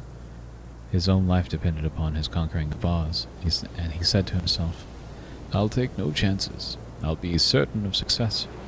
Then, when Oz is destroyed, perhaps I shall be a greater man than old Requa, and I can throw him away and be the king of the gnomes myself. Why not? The Whimsies are stronger than the gnomes. They also are my friends. There are some people still stronger than the Growlywogs, and if I can but induce them to aid me, I shall have nothing more to fear. Chapter 9. How the Wogglebug Taught Athletics. It did not take Dorothy long to establish herself in her new home, for she knew the people and the manners and the customs of the Emerald City just as well as she knew the old Kansas farm. But Uncle Henry and Aunt Em had some trouble in getting used to the finery and pomp and ceremony of Ozma's palace, and felt uneasy because they were obliged to be dressed up all the time. Yet everyone was very courteous and kind to them, and endeavored to make them happy. Ozma especially made much of Dorothy's relatives, for her little friend's sake, and she well knew that the awkwardness and strangeness of their new mode of life would all wear off in time. The old people were chiefly troubled by the fact that there was no work for them to do. "Every day is like Sunday now," declared Aunt Em solemnly, "and I can't say I like it. If only they'd let me do up the dishes after meals, or sweep and dust my own rooms, I'd be a deal happier. Henry don't know what to do with himself either. And once, when he stole out and fed the chickens, Billina scolded him for letting him eat between meals. I never knew before what hardship it is to be rich and having everything you want." These complaints began to worry Dorothy, so she had a long talk with Ozma upon the subject. "I see I must find them something to do," said the girlish ruler of Oz seriously. "I have been watching your uncle and aunt, and I believe they will be more contented if occupied with some light tasks. While I am considering the matter, Dorothy, you might take a trip with them through the land of Oz, visiting some of the odd corners and introducing your relatives to some of the curious people."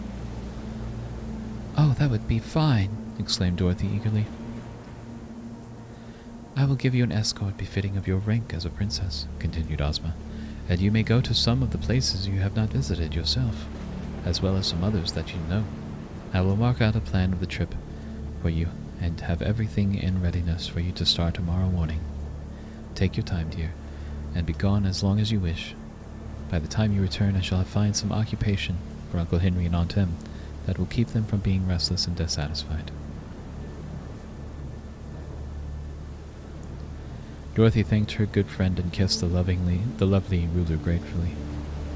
Then she ran to tell the joyful news to her aunt and uncle. Next morning after breakfast, everything was found ready for their departure.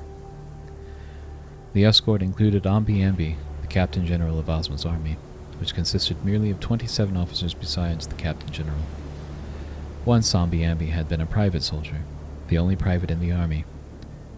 But as there was never any fighting to do, Ozma saw no need of a private, so she made Omby Amby the highest officer of them all. He was very tall and slim, and wore a gray uniform and a fierce mustache. Yet the mustache was the only fierce thing about Omby Amby, whose nature was as gentle as that of a child. Yeah, old people need something to do. They need to be entertained. Otherwise they might keel over. Who knows? The wonderful wizard had asked to join the party, and with him came his friend the Shaggy Man, who was shaggy but not ragged, being dressed in fine silks with satin shags and bobtails. The Shaggy Man had a shaggy whiskers and hair, but a sweet disposition and a soft, pleasant voice. There was an open wagon, with 3 seats for passengers, and the wagon was drawn by the famous wooden sawhorse, which had once been brought to life by Ozma by means of a magic powder. The sawhorse wore wooden shoes to keep his wooden legs from wearing away. That's incorrect. The sawhorse wore golden shoes to keep his wooden legs from wearing away. Why would he wear wooden shoes for his wooden legs? That's a wrong thing right there. Ooh, Baum, you need to check your work better. It can't be right, Con. You can't keep wood from wearing away with wood. The wood is going to wear away.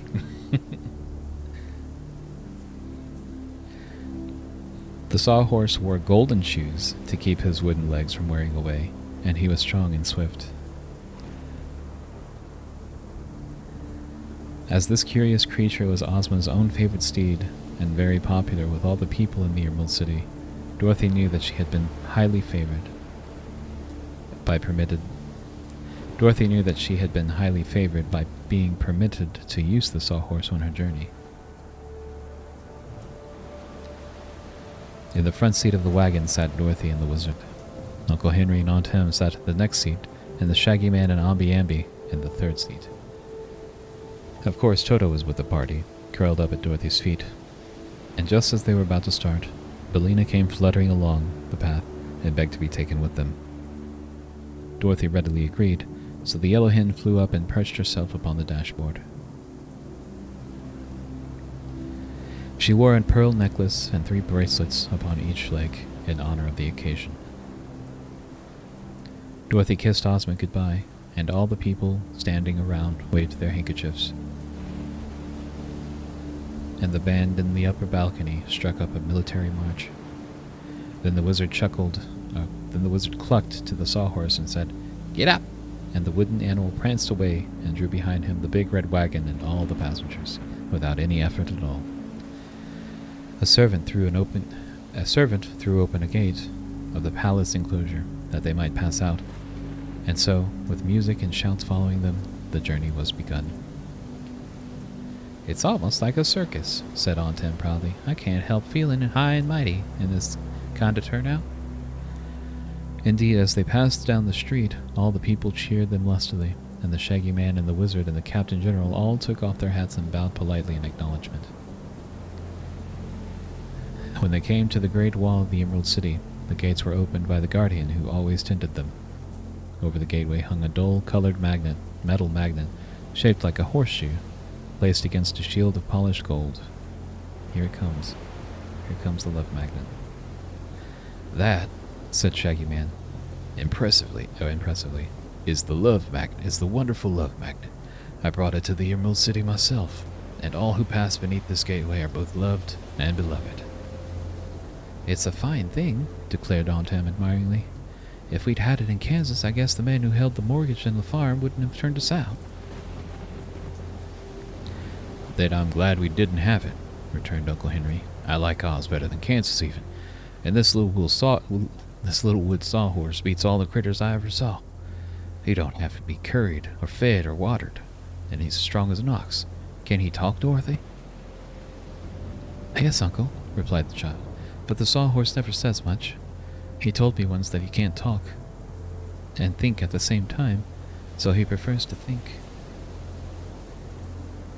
"Which is very sensible," declared the wizard, nodding approvingly. "Which way do we go, Dorothy?" "Straight ahead into the Quadling country," she answered. "I've got a letter of introduction to Miss Cuttenclip." "Oh," exclaimed the wizard, much interested. "Are we going there? Then I'm glad I came, for I've always wanted to meet the Cuttenclips." "Who are they?" inquired Aunt Em. "Wait till we get there," replied Dorothy with a laugh. "Then you'll see for yourself. I've never seen the cutting clips, you know, so I can't exactly explain them to you. Once free of the Emerald City, the sawhorse dashed away at tremendous speed. Indeed, he went so fast that Aunt Em had to work to catch her breath, and Uncle Henry held fast to the seat of the wet wagon. "Gently, my boy, gently," called the wizard, and at this the sawhorse slackened his speed.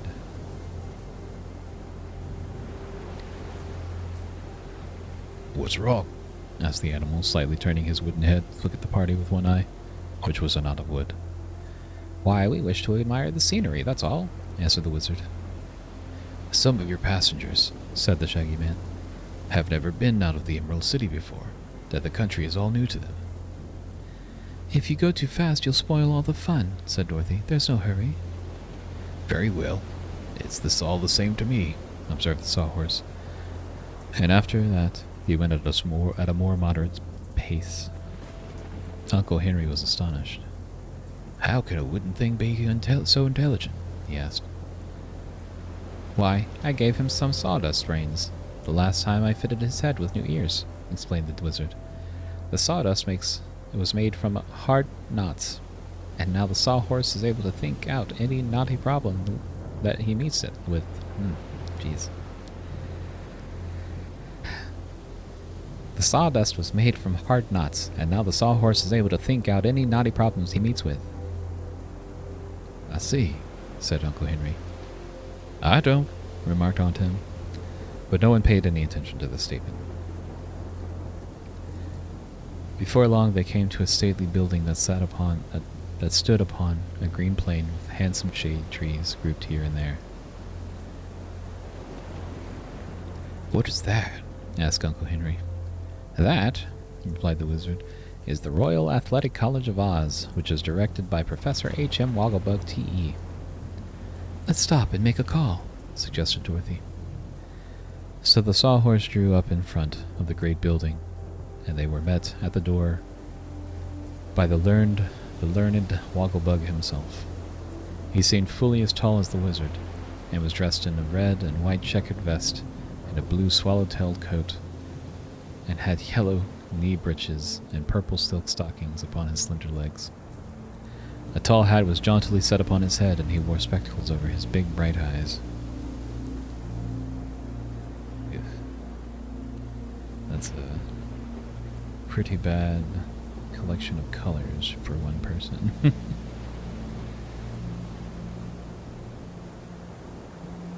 "Welcome, Dorothy," said the Wogglebug, "and welcome to all your friends. We are indeed pleased to receive you at this great temple of learning." "I thought it was an athletic college," said the Shaggy Man. "It is, my dear sir," answered the Wogglebug proudly. "Here it is that we teach the youth of our great land scientific college athletics in all their purity." "Don't you teach them anything else?" asked Dorothy. "Don't they get to any reading, writing, and arithmetic?" "Oh yes, of course. They get all those and more," returned the professor. "But such things occupy a little of their time. Please follow me and I will show you how my scholars are usually occupied. This is a class hour, and they are all busy." They followed him into a big field back at the college building, where several hundred young Ozites were at their classes. In one place, they played football. In another, baseball. Some played tennis, some golf, some were swimming in a big pool. Upon a river which wound through the grounds, several crews and racing boats were rowing with great enthusiasm. Other groups of students played basketball and cricket, while in one place a ring was roped to permit boxing and wrestling by the energetic youths. All the collegians seemed busy, and there was much laughter and shouting. "This college," said the Professor Wogglebug complacently, "is a great success. Its educational value is undisputed, and we are turning out many great and valuable citizens every year." "But when do they study?" asked Dorothy. "Study?" said the Wogglebug, looking perplexed at the question. "Yes, when do they get their arithmetic and geography and such things?" "Geography?" Oh, geography. Geography, I got you. And such things. Oh, they take doses of those every night and morning, was the reply. What do you mean by doses? Dorothy inquired wonderingly. Why, we use the newly invented school pills made by your friend the wizard. These pills have found to be very effective. They save lots of time. Please step this way and I will show you our laboratory of learning. He led them to a room in the building where many large bottles were standing in rows upon shelves. These are the algebra pills, said the professor, not the scarecrow, taking down one of the bottles. One at night, on retiring, is equal to 4 hours of study. Here are the geography pills, one at night and one in the morning. In this next bottle are the Latin pills, one 3 times a day. Then we have the grammar pills, one before each meal, and the spelling pills, which are taken whenever needed. Your scholars must have to take a lot of pills, remarked Dorothy thoughtfully. How do they take them? In applesauce? No, my dear, they are sugar-coated and quickly and easily swallowed. I believe the students would rather take pills than study, and certainly the pills are a more effective method. You see, until these school pills were invented, we wasted a lot of time in study that may now be better employed in practicing athletics. Seems to me the pills are a good thing, said Ambi, who remembered how it used to make his head ache as a boy to study arithmetic.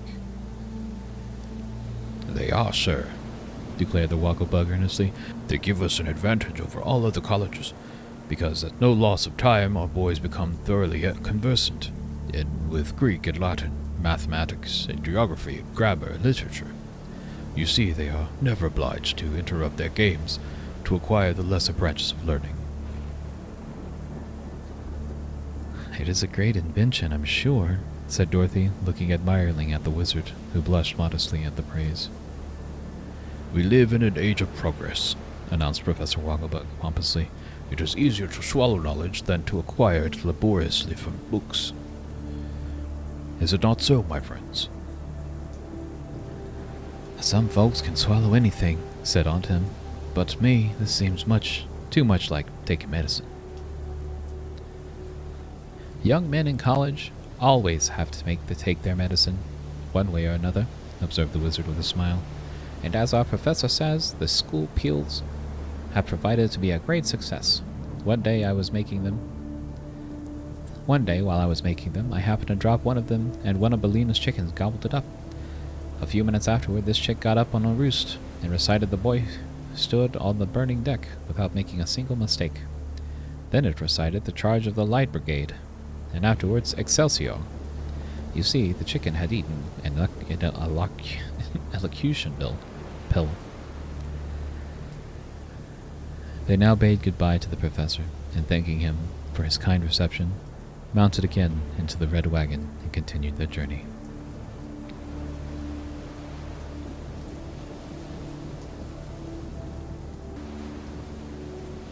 Chapter 10. How the Cutting Clips Lived. Stay in school and do drugs. It's whatever. You'll learn you'll ace your courses with these pills. Just don't do any drug tests.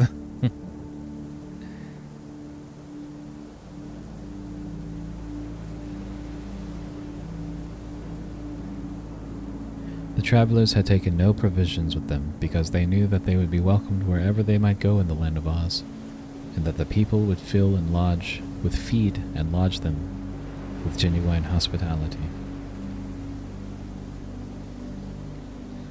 So about noon, they stopped at a farmhouse and were given a delicious luncheon of bread and milk, fruits, and wheat cakes with maple syrup. After resting a while and strolling through the orchards with their host, a round, jolly farmer, they got into the wagon and again started the sawhorse along the pretty, winding road. There were signposts at all the corners, and finally they came up to one which read, "Take this road to the Cutting Clips." There was also a hand pointing in the right direction, so they turned the sawhorse that way and found it a very good road, but seemingly little traveled. "I've never seen the cutting clips before," remarked Dorothy. "Nor I," said the Captain General. "Nor I," said the wizard. "Nor I," said Bellina. "I've hardly been out of the Emerald City since I arrived in this country," added the Shaggy Man. "Why, none of us have been there, then," exclaimed the little girl. "I wonder what the cutting clips are like." "We shall soon find out," said the wizard with a sly laugh. "I've heard they are rather flimsy things." Farmhouses became fewer as they proceeded, and the path was at times so faint that the sawhorse had hard work to keep him in the road. The wagon began to jounce too, so they were obliged to go slowly. After a somewhat wearisome journey, they came in sight of a high wall, painted blue with pink ornaments. This wall was circular and seemed to have enclosed a large space. It was so high that only the tops of the trees could be seen above it.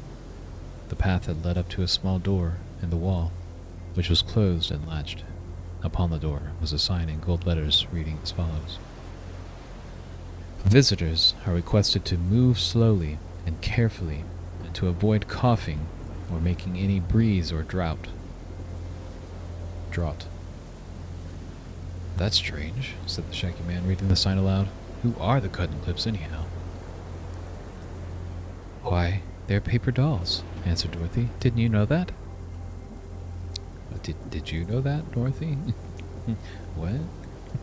Well, I feel like that's a piece of information we should have known.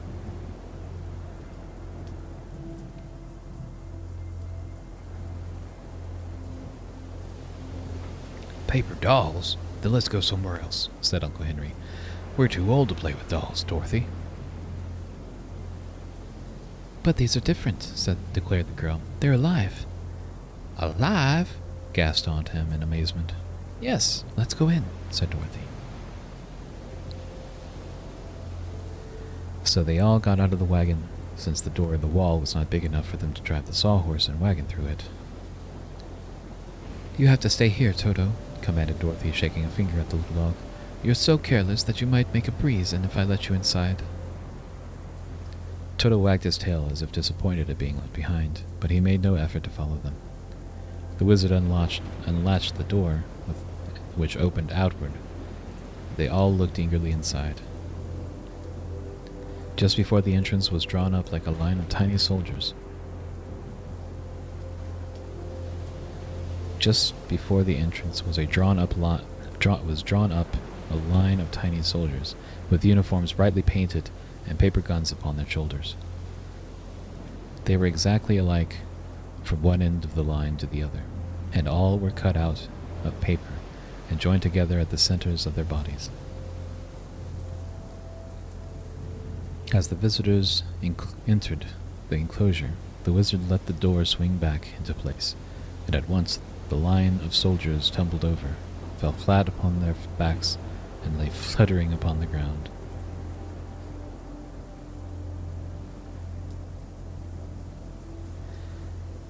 "Hi there," called one of them. "What do you mean by slamming the door and blowing us over?" "I beg your pardon, I'm sure," said the wizard regretfully. "I didn't know you were so delicate."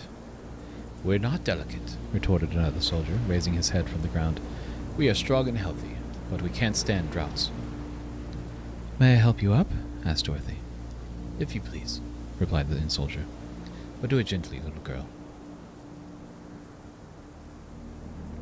Dorothy carefully stood up the line of soldiers, who first dusted their painted clothes and then saluted their visitors with their paper muskets. From the end, it is easy to see that the entire line had been cut out of paper, although from the front the soldiers looked rather solid and imposing. "I've a letter of introduction from the Princess Ozma to Miss Cuttenclip," announced Dorothy. "Oh, I see. Cut and clip. Very clever."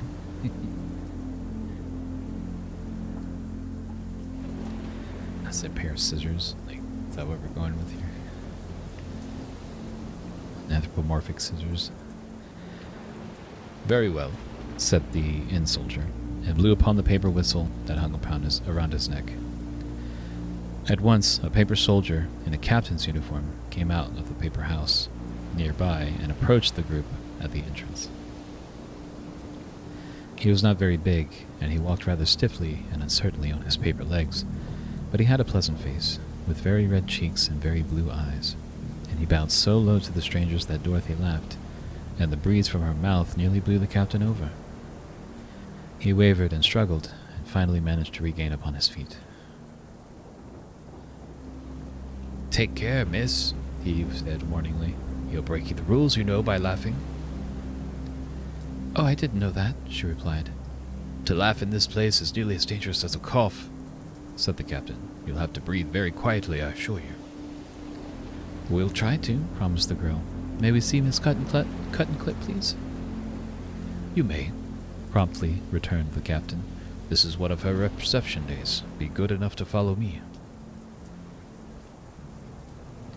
He turned and led the way up a path, and as they followed slowly, because the paper captain did not move very swiftly, they took the opportunity to gaze around them at the strange paper country. Beside the path were paper trees, all cut out neatly and painted a brilliant green color. And back of the trees were rows of cardboard houses, painted in various colors, but most of them having green blinds. Some were large and some small, and in the front yards were beds of paper flowers, quite natural in appearance. Over some of the porches, paper vines were twined, giving them a cozy and shady look.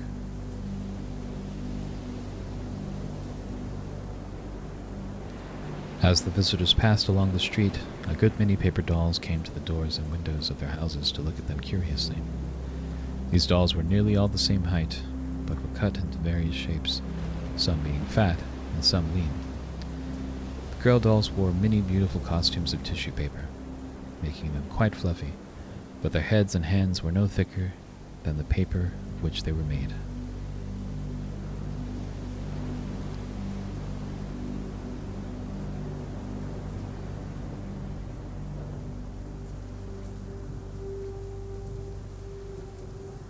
One second.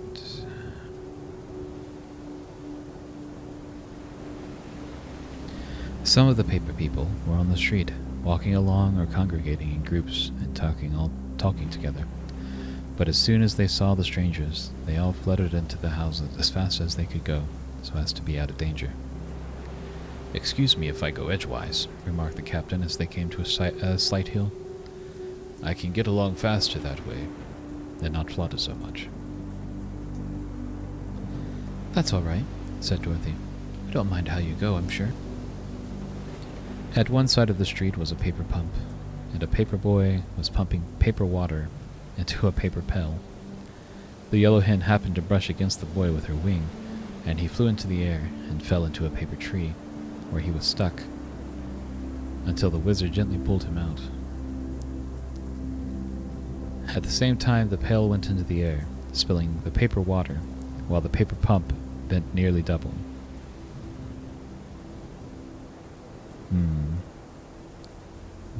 It's Paper Mario World.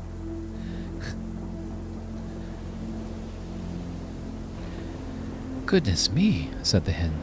If I should flop my wings, I believe I'd knock over the whole village. Then don't flop them, please don't, entreated the captain. Miss Cuttenclip would be very much distressed if her village was spoiled. Oh, I'll be careful, promised Bellina. Are not all these paper girls and women named Miss Cuttenclips? Inquired Ambi. No, indeed, answered the captain, who was walking better since he began to move edgewise. There is but one Miss Cuttenclip, who is our queen, because she made this all. These girls are Cuttenclips, to be sure, but their names are Emily and Polly and Sue and Betty and such things.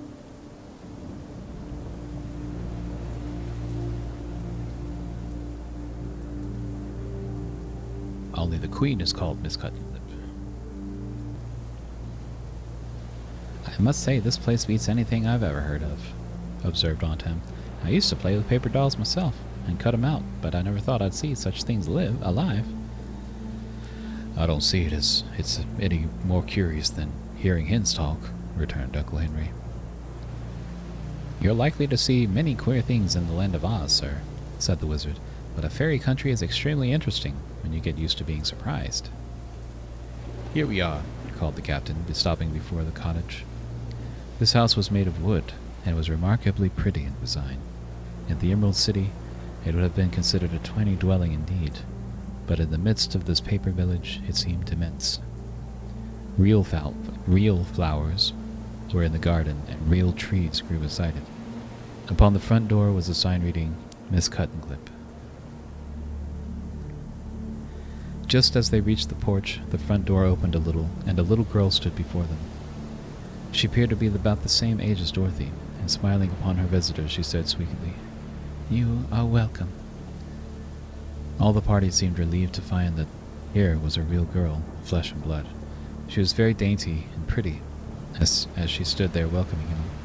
Her hair was a golden blonde, and her eyes were a turquoise blue. She had rosy cheeks and lovely white teeth. Over her simply white lawn dress, she wore an apron with pink and white checks, and in one hand she held a pair of scissors. "May we see Miss Cuttenclip, please?" asked Dorothy. "I am Miss Cuttenclip," was the reply. "Won't you come in?" She held the door open while they all entered a pretty sitting room that was littered with all sorts of paper, some stiff, some thin, and some tissue. The sheets and scraps were of all colors. Upon a table were paints and brushes, while several pair of scissors of different sizes were lying about. "Sit down, please," said Miss Cuttenclip, clearing the paper scraps off some of the chairs. "It is so long since I have had any visitors that I am not properly prepared to receive them. But I'm sure you will pardon my untidy room, for this is my workshop." "Do you make all the paper dolls?" inquired Dorothy. "Yes, I cut them out with my scissors, and paint the faces and some of the costumes. It is very pleasant work, and I am happy making my paper village grow." "But how did the paper dolls happen to be alive?" asked Aunt Em. "The first dolls I made were not alive," said Miss Cuttenclip. "I used to live near the castle of the great sorceress named Glinda the Good. As she saw my dolls and said they were very pretty, I told her I thought I would like them better if they were alive, and the next day the sorceress brought me a lot of magic paper. 'This is live paper,' she said, 'and all the dolls you cut out of it will be alive, and able to think and walk, and to talk. When you have used it all up, come to me and I will give you more.' Of course I was delighted with this present," continued Miss Cuttenclip, "and at once set to work and made several paper dolls, which, as soon as they were cut out, began to walk around and talk to me. But they were so thin that I found that any breeze would blow them over and scatter them dreadfully. So Glinda found this lonely place for me, where few people ever come. She built the wall to keep any wind from blowing away my people, and told me I could build a paper village here and be its queen. That is why I came here and settled down to work and started the village you see now. It was many years ago that I built the first houses, and I've kept pretty busy and made my village grow finely. And I need not tell you that I am very happy in my work." "Many years ago!" exclaimed Aunt Em. "Why, how old are you, child?" "I never keep track of the years," said Miss Cuttenclip, laughing. "You see, I don't grow up at all, but stay just the same as I was when I first came here. Perhaps I'm older even than you are, madam, but I couldn't say for sure." They looked at the lovely little girl wonderingly. The wizard asked, "What happens to your paper village when it rains?" "It does not rain here," replied Miss Cuttenclip. "Glinda keeps all the rainstorms away, so I never worry about my dolls getting wet. But now, if you will come with me, it will give me pleasure to show you over my paper kingdom. Of course, you must go slowly and carefully and avoid making any breeze." They left the cottage and followed their guide through the various streets of the village. It was indeed an amazing place, when one considered that it was all made with scissors. And the visitors were not only greatly interested, but full of admiration for the skill of little Miss Cuttenclip.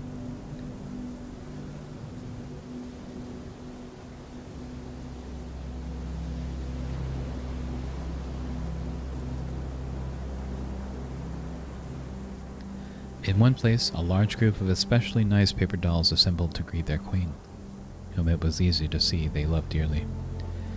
These dolls marched and danced before the visitors, and then they all waved their paper handkerchiefs and sang in sweet chorus a song called "The Flag of Our Native Land." At the conclusion of the song, they ran up a handsome paper flag on a tall flagpole, and all of the people of the village gathered round to cheer as loudly as they could, although, of course, their voices were not especially strong. Miss Cuttenclip was about to make her subjects a speech in reply to this patriotic song when the Shaggy Man happened to sneeze.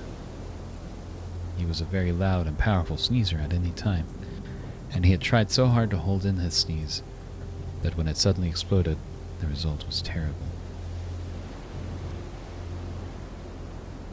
The paper dolls were mowed down by dozens, and flew and fluttered in wild confusion in every direction, tumbling this way and that and getting more or less wrinkled and bent. A wail of terror and grief came from the scattered throng, and Miss Cuttenclip exclaimed, dear me," and hurried at once to the rescue of her overturned people. "Oh, Shaggy Man, how could you?" asked Dorothy reproachfully. "I couldn't help it, really I couldn't," protested the Shaggy Man, looking quite ashamed. "I had no idea it took so little to upset these paper dolls." "So little?" said Dorothy. "Why, it was almost as bad as a Kansas cyclone." And then she helped Miss Cuttenclip rescue the paper folk and stand them on their feet again. 2 of the cardboard houses had also tumbled over, and the little queen said she would have to repair them and paste them together before they could be lived in again. And now, fearing that they might do more damage to the flimsy paper people, they decided to go away. But first they thanked Miss Cuttenclip very warmly for her courtesy and kindness to them.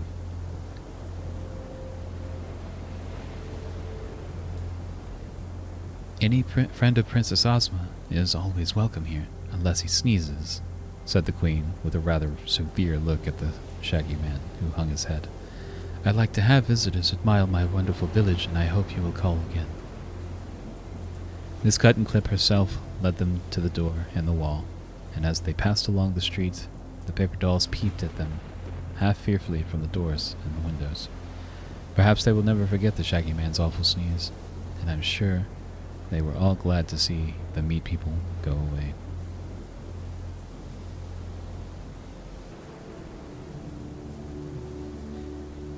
Chapter 11.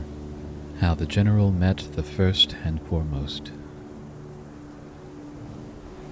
On leaving the Growlywogs, General Guff had to recross the Ripple Lands, and he did not find it a pleasant thing to do. Perhaps having his whiskers pulled out one by one, and being used as a pincushion for the innocent amusement of a good-natured jailer, had not improved the quality of Guff's temper. For the old gnome raved and raged at the recollection of the wrongs he had suffered, and vowed to take vengeance upon the Growlywogs after he had used them for his purposes, and Oz had been conquered. He went on in this furious way until he was half across the Ripple Land. Then he became seasick, and the rest of the way this naughty gnome was almost as miserable as he deserved to be.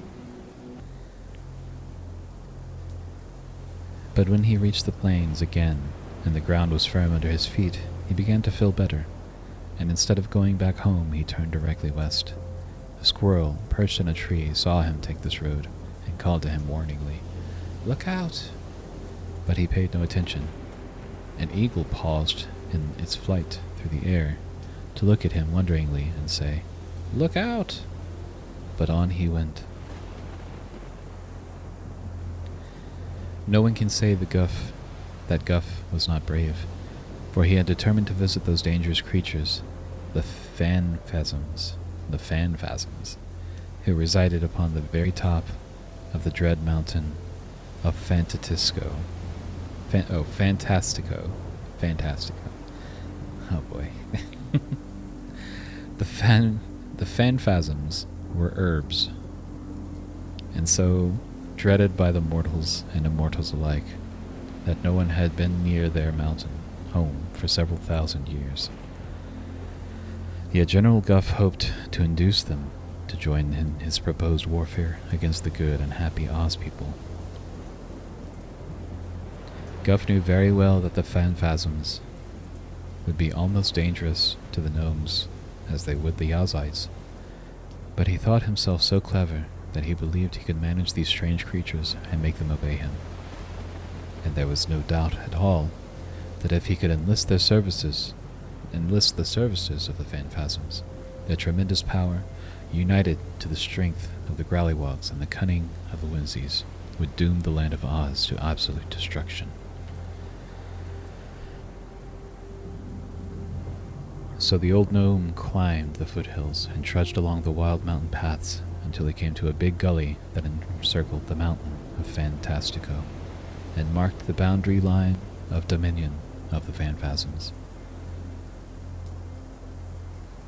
This gully was about a third of the way up the mountain, and it was filled to the brim with red-hot molten lava, in which swam fire serpents and poisonous salamanders. The heat from this mass and its poisonous smell were both so unbearable that even the birds hesitated to fly over the gully, but circled around it. All living things kept away from the mountain. Now Guff had heard, during his long lifetime, many tales of the dreaded phantasms. So he had heard of this barrier of melted lava, and also had been told that there was a narrow bridge that spanned it in one place. So he walked along the edge until he found the bridge. It was a single arch of gray stone, and laying flat upon the bridge was a scarlet alligator, seemingly fast asleep. When Guff stumbled over the rocks and approaching the bridge, the creature opened its eyes, from which tiny flames shot in all directions, and after looking at the intruder very wickedly, the scarlet alligator closed its eyelids again and lay still.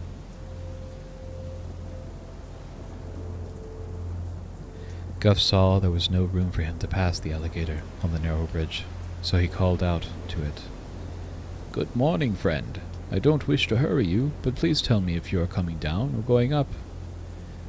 "Neither," snapped the alligator, clicking its cruel jaws together. The general hesitated. "Are you likely to stay there long?" he asked. "A few 100 years or so," said the alligator.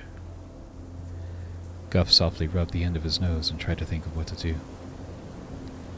"Do you know whether the first and foremost phantasm of Fantastico is at home or not?" he presently inquired.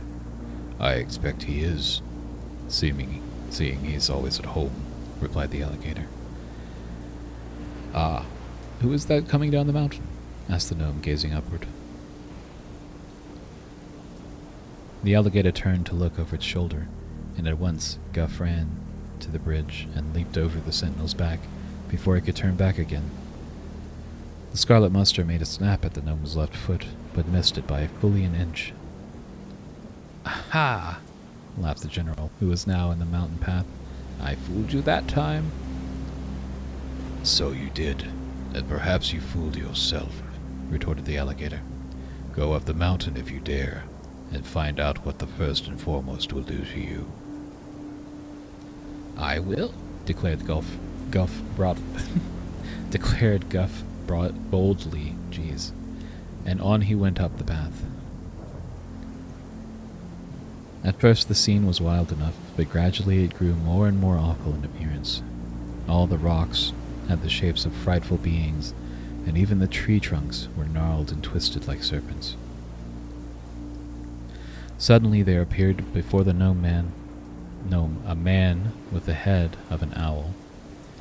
His body was hairy like that of an ape, and his only clothing was a scarlet scarf twisted around his waist.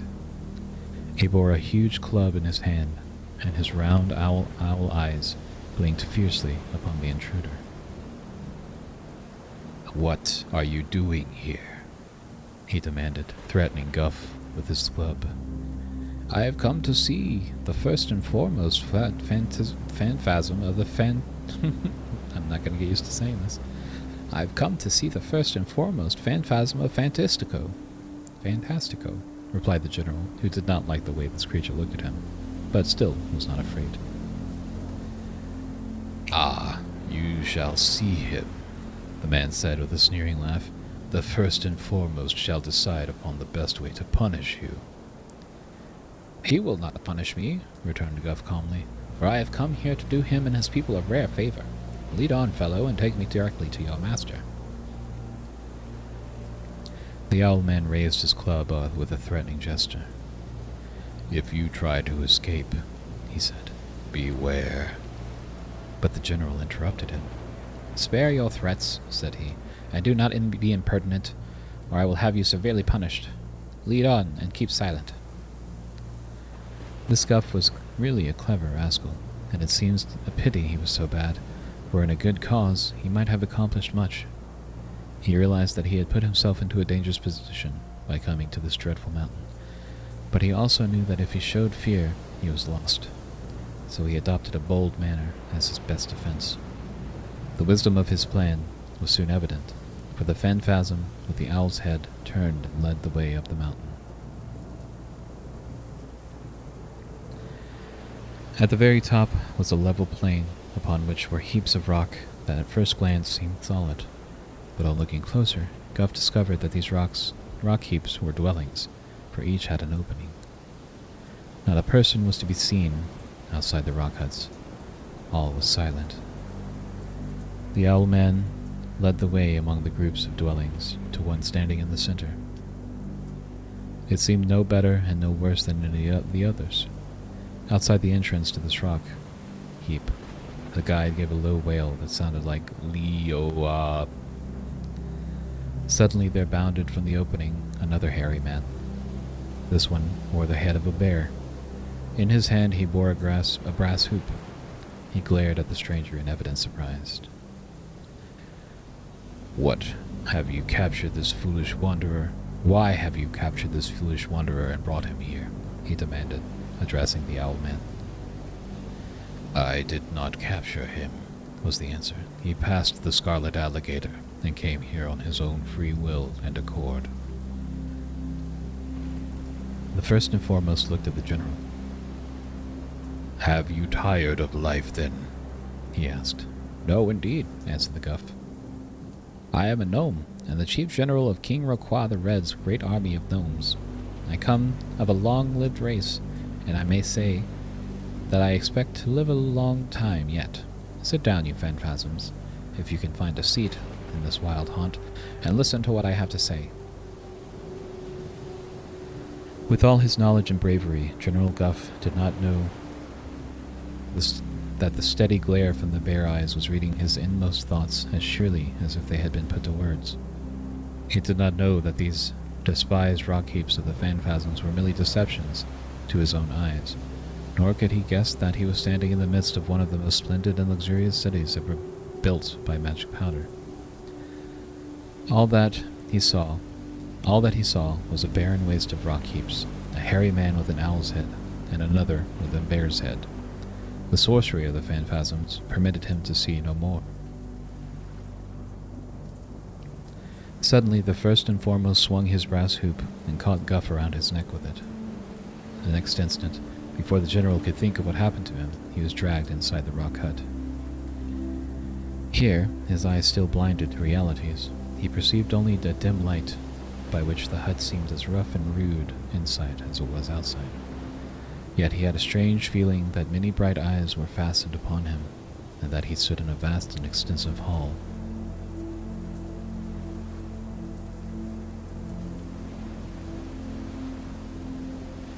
The first and foremost now laughed grimly and released his prisoner. If you have anything to say that is interesting, he remarked, speak out before I strangle you. So Guff spoke out. He tried not to pay any attention to the strange rustling sounds that he heard, as of an unseen multitude drawing near to listen to his words. His eyes could only see the fierce bear man and to him he addressed his speech. First he told of his plan to conquer the land of Oz and plunder the country of its riches and enslave its people, who, being fairies, could not be killed. After relating all this and telling of the tunnel the Gnome King was building, he said he had come to ask the first and foremost to join the gnomes with his band of terrible warriors and help them defeat the Oz people. The general spoke very earnestly and impressively, but when he had finished, the bear man began to laugh, as if much amused, and his laughter seemed to be echoed by a chorus of merriment from an unseated multitude. Then, for a time, Guff began to feel a trifle worried. "Who else has promised to help you?" finally asked the first and foremost. "The Whimsies," replied the general. Again the bare-headed Phanphasm laughed. "Any others?" he inquired. Only the Growlywogs, said Guff. This answer set the first and foremost laughing anew. "What share of the spoils am I to have?" was the next question.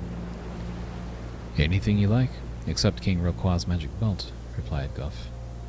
At this the Phanphasm set up a roar of laughter, which had its echo in the unseen chorus, and the bear man seemed so amused that he actually rolled upon the ground and shouted with merriment. "Oh, these blind and foolish gnomes," he said. "How big they seem to themselves and how small they really are."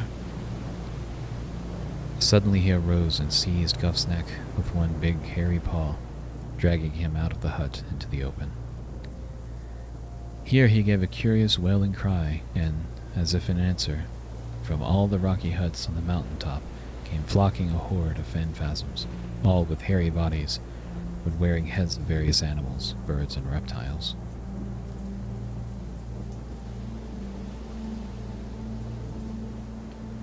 All were ferocious and repulsive-looking to the deceived eyes of the gnome, and Guff could not repress a shudder of disgust as he looked upon them. The first and foremost slowly raised an arm, and in a twinkling his hairy skin fell from him, and he appeared before the astonished gnome as a beautiful woman, clothed in a flowing gown of pink gauze. In her dark hair flowers were entwined, and her face was noble and calm. At the same instant, the entire band of Phanphasms were transformed into a pack of howling wolves, running here and there as they snarled and showed their ugly yellow fangs. The woman now raised her arms, even as the bear man had done, and in a twinkling the wolves became crawling lizards, while she herself changed into a huge butterfly. Guff had only time to cry out in fear and take a step backward to avoid the lizards, when another transformation occurred, and all returned instantly to the forms they had originally worn. Then the first and foremost, who had resumed his hairy body and bare head, turned to the gnome and asked, "Do you still demand our assistance?" "More than ever," answered the general firmly. "Then tell me, what can you offer the Phanphasms that they have not already?" inquired the first and foremost. Guff hesitated. He really did not know what to say. The Gnome King's vaunted magic belt seemed like a poor thing compared to the astonishing magical powers of these people. Gold, jewels, and slaves they might secure in any quantity without special effort. He felt that he was dealing with powers greatly beyond him. There was but one argument that might influence the Phanphasms, who were creatures of evil. "Permit me to call your attention to the exquisite joy of making the happy unhappy," he said at last. "Consider the pleasure of destroying innocent and harmless people." "Ah, you have answered me," cried the first and foremost. "For that reason alone we will aid you. Go home and tell your bandy-legged king that as soon as his tunnel is finished, the Phanphasms will be with him and lead his legions to the conquest of Oz. The deadly desert alone has kept us from destroying Oz long ago, and your underground tunnel is a clever thought. Go home and prepare for our coming." Guff was very glad to be permitted to go with his promise. The owl man led him back down the mountain path and ordered the scarlet alligator to crawl away and allow the gnome to cross the bridge in safety. After the visitor had gone, a brilliant and gorgeous city appeared upon the mountaintop, clearly visible to the eyes of the gaily dressed multitude of phantasms that lived there. And the first and foremost, beautifully arrayed, addressed the others in these words. "It is time we went into the world and brought sorrow and dismay to its people. Too long have we remained for ourselves upon this mountaintop. For while we are thus secluded, many nations have grown happy and prosperous, and the chief joy of the race of the phantasms is to destroy happiness. So I think it is lucky that this messenger from the gnomes arrived among us just now, to remind us that the opportunity has come for us to make trouble. We will use King Roquois' tunnel and conquer the land of Oz. Then we will destroy the Whimsies, the Gollywogs, and the gnomes, and afterward go out to ravage and annoy and grieve the whole world." The multitude of evil phantasms eagerly applauded this plan, which they fully approved. I am told that the herbs are the most powerful and merciless of all the evil spirits, and phantasms and of Fantastico belong to the race of herbs.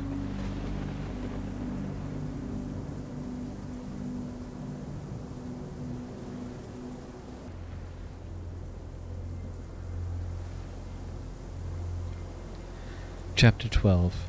How They Matched the Fuddles. Dorothy and her fellow travelers rode away from the Cut and Clip village, and followed the indistinct path, as far as the signpost. Here they took the main road again, and proceeded pleasantly through the pretty farming country. When evening came, they stopped at a dwelling, and were joyfully welcomed, and given plenty to eat, and good beds for the night. Early next morning, however, they were up and eager to start, and after a good breakfast they bade their host goodbye, and climbed into the red wagon, to which the sawhorse had been hitched all night. Being made of wood, this horse never got tired, nor cared to lie down.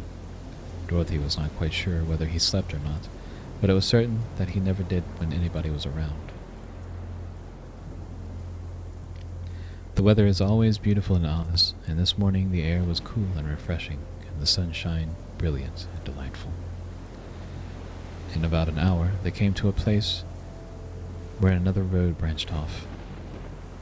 There was a signpost here, which read, this way to Fuddlecumjig. Fuddlecumjig. "Oh, here is where we turn," said Dorothy, observing the sign. "What? Are we going to Fuddlecumjig?"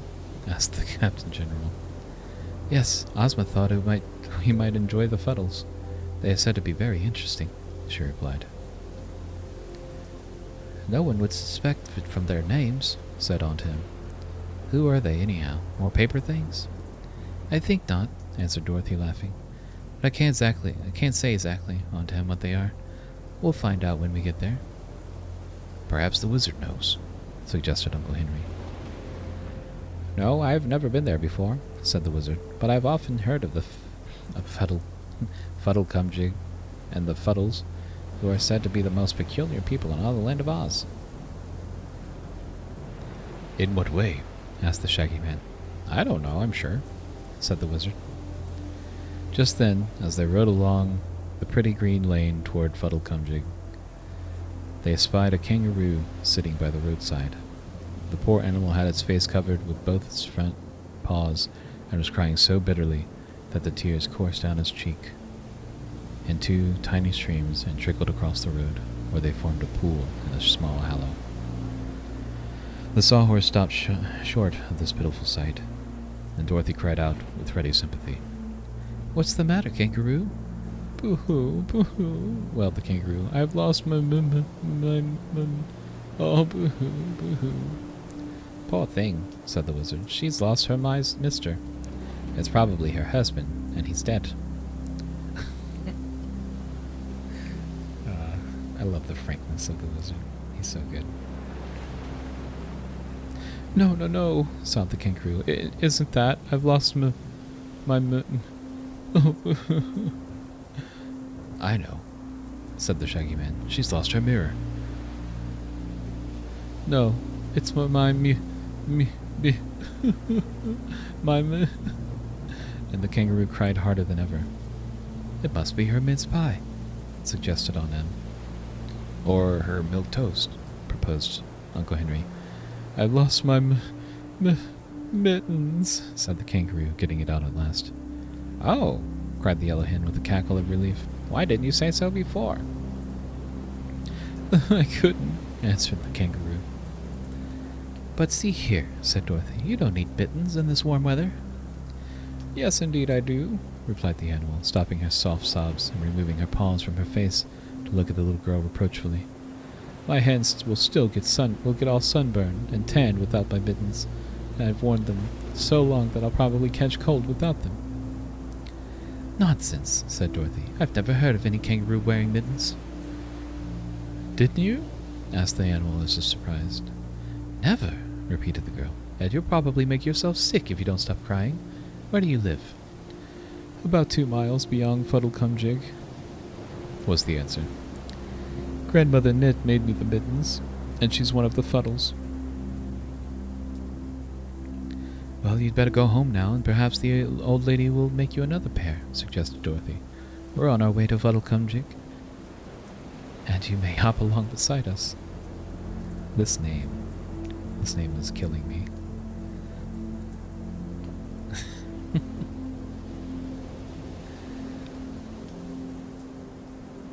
What a name. So they rode on, as the kangaroo hopped beside the red wagon and seemed quickly to have forgotten her loss. By and by the wizard said to the animal, Are the Fuddles nice people? Oh, very nice, answered the kangaroo. That is, when they're properly put together, but they get dreadfully scattered and mixed up at times, and then you can't do anything with them. What do you mean by scattered? Inquired Dorothy. Why, they're made in a good many small pieces, explained the kangaroo. And whenever any stranger comes near them, they have a habit of falling apart and scattering themselves around. That's when they get so dreadfully mixed, and it's a hard puzzle to put them together again.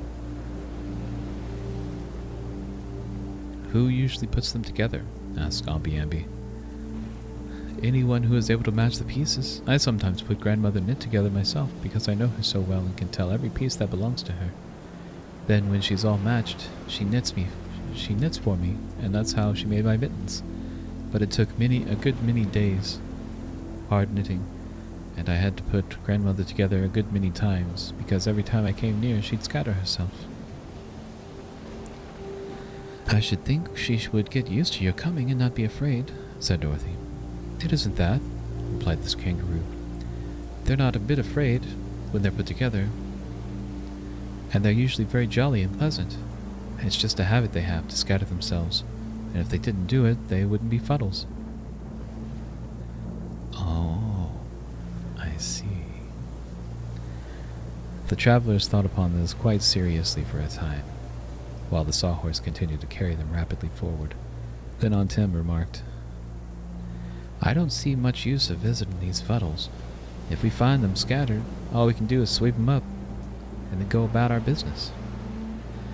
Oh, I believe we'd get better on. I believe we'd better go on, replied Dorothy. I'm getting hungry, and we must try to find some luncheon at the Fuddlecumjig. Perhaps the food won't be scattered as badly as the people. You'll find plenty of to eat there, declared the kangaroo, hopping along in big bounds because the sawhorse was going so fast. And they have a fine cook, too, if you can manage to put him together. There's the town now, just ahead of us. They looked ahead and saw a group of very pretty houses standing in a green field a little apart from the main road. Some munchkins came here a few days ago and matched a lot of people together, said the kangaroo. I think they are together again, and if you go softly without making any noise, perhaps they won't scatter. Let's try it, suggested the wizard. So they stopped the sawhorse and got out the wagon, and after bidding goodbye to the kangaroo, who hopped away home, They entered the field and very cautiously approached the group of houses. So silently they moved that soon they saw through the windows of the houses, people moving around, while others were passing to and fro in the yards between the buildings. They seemed much like other people from a distance, and apparently did not notice the little party so quietly approaching. They had almost reached the nearest house when Toto saw a large beetle crossing the path and barked loudly at it. Instantly, a wild clatter was heard from the houses and yards. Dorothy thought it sounded like a sudden hailstorm, and the visitors, knowing that caution was no longer necessary, hurried forward to see what had happened. After the clatter, an intense stillness reigned in the town. After the clatter, an intense stillness reigned in the town.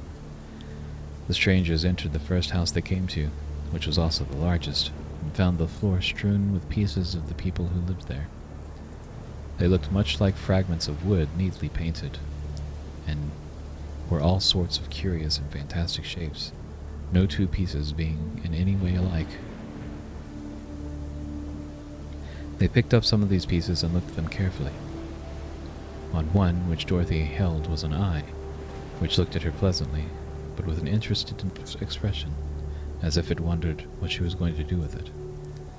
Quite nearby, she discovered and picked up a nose, and by matching the two pieces together, found that they were part of a face. If I could find the mouth," she said, "this fuddle might be able to talk and tell us what to do next." "Then let us find it," replied the wizard, and so all got down on their hands and knees and began examining the scattered pieces.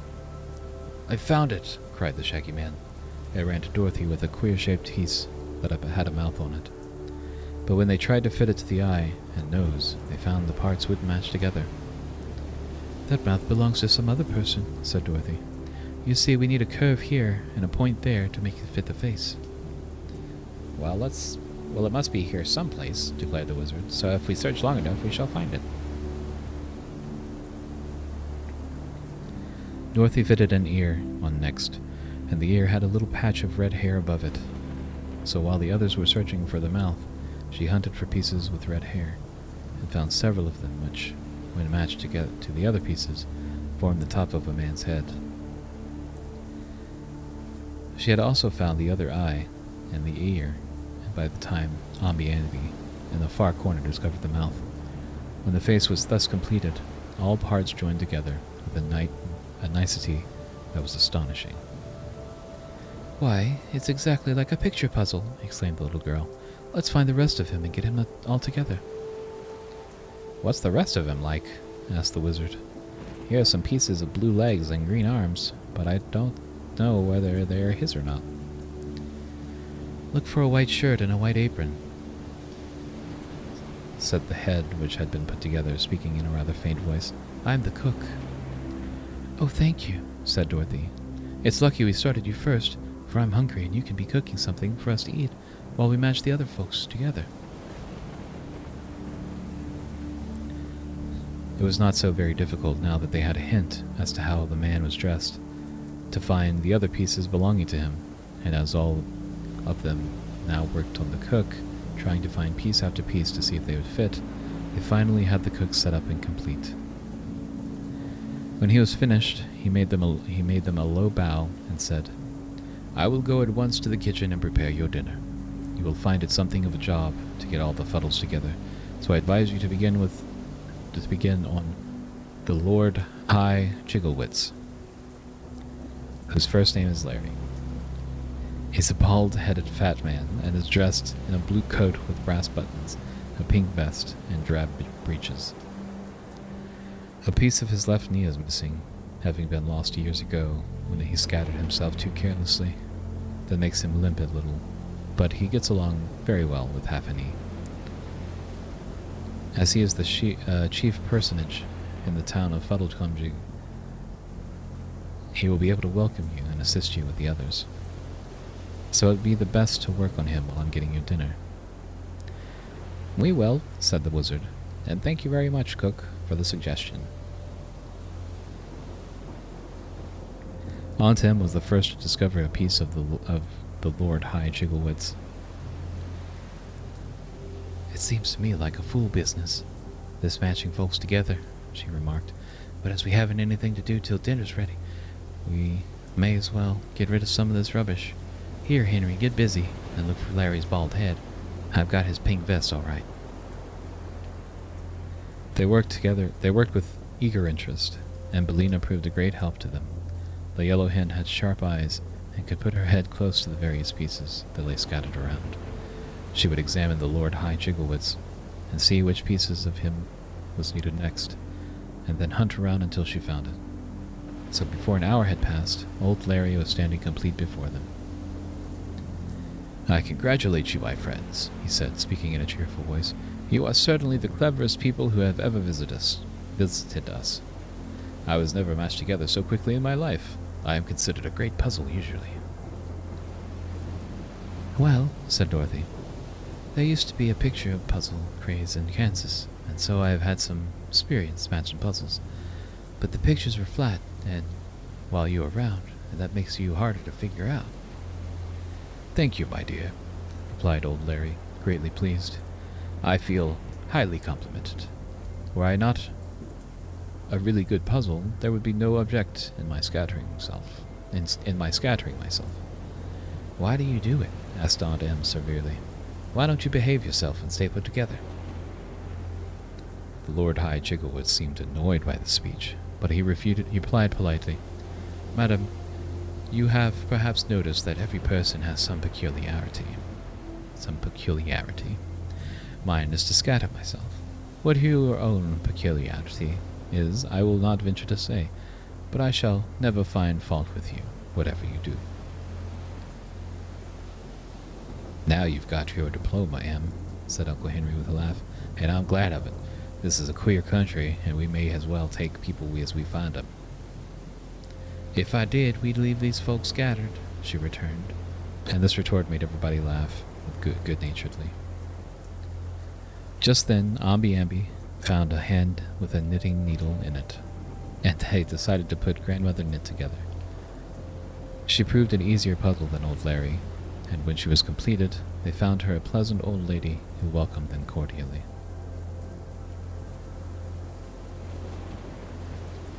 Dorothy told her how the kangaroo had lost her mittens, and Grandmother Knit promised to set at work at once and make the poor animal another pair. Then the cook came to call them to dinner, and they found an inviting meal prepared for them. The Lord High Chigglewitz sat at the head of the table, and Grandmother Knit at the foot, and the guests had a merry time and thoroughly enjoyed themselves. After dinner, they went out into the yard and matched several other people together, and this work was so interesting that they might have spent an entire day at Fuddlecumjig had not the wizard suggested that they resume their journey. But I don't like to leave all these poor people scattered, said Dorothy, undecided what to do. Oh, don't mind us, my dear, returned old Larry. Every day or so some of the Gillikins or Munchkins or Winkies come here to amuse themselves by matching us together, so there will be no harm in leaving these pieces where they are for a time. But I hope you will visit us again, and if you do, you will always be welcome, I assure you.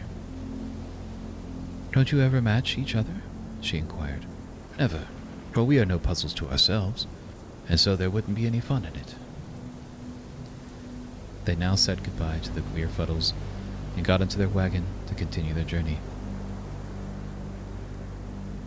Those are certainly strange people, remarked Aunt Em thoughtfully as they drove away from Fuddlecumjig, but I really can't see what use they are at all.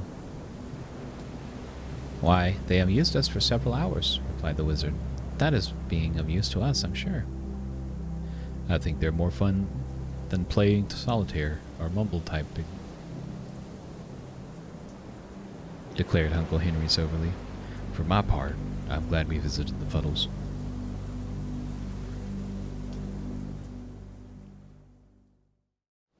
Thank you so much for listening to this reading. This was a condensed version of my live streams on Twitch. I stream Tuesdays through Thursdays and on Sundays from 9 PM CST to 1 AM CST. So join me on twitch.tv/the_Captain_Nemo if you want the full versions where I interact with chat between chapters. If you want to hear more, there are plenty of videos on my channel that will hopefully comfort you and help you relax.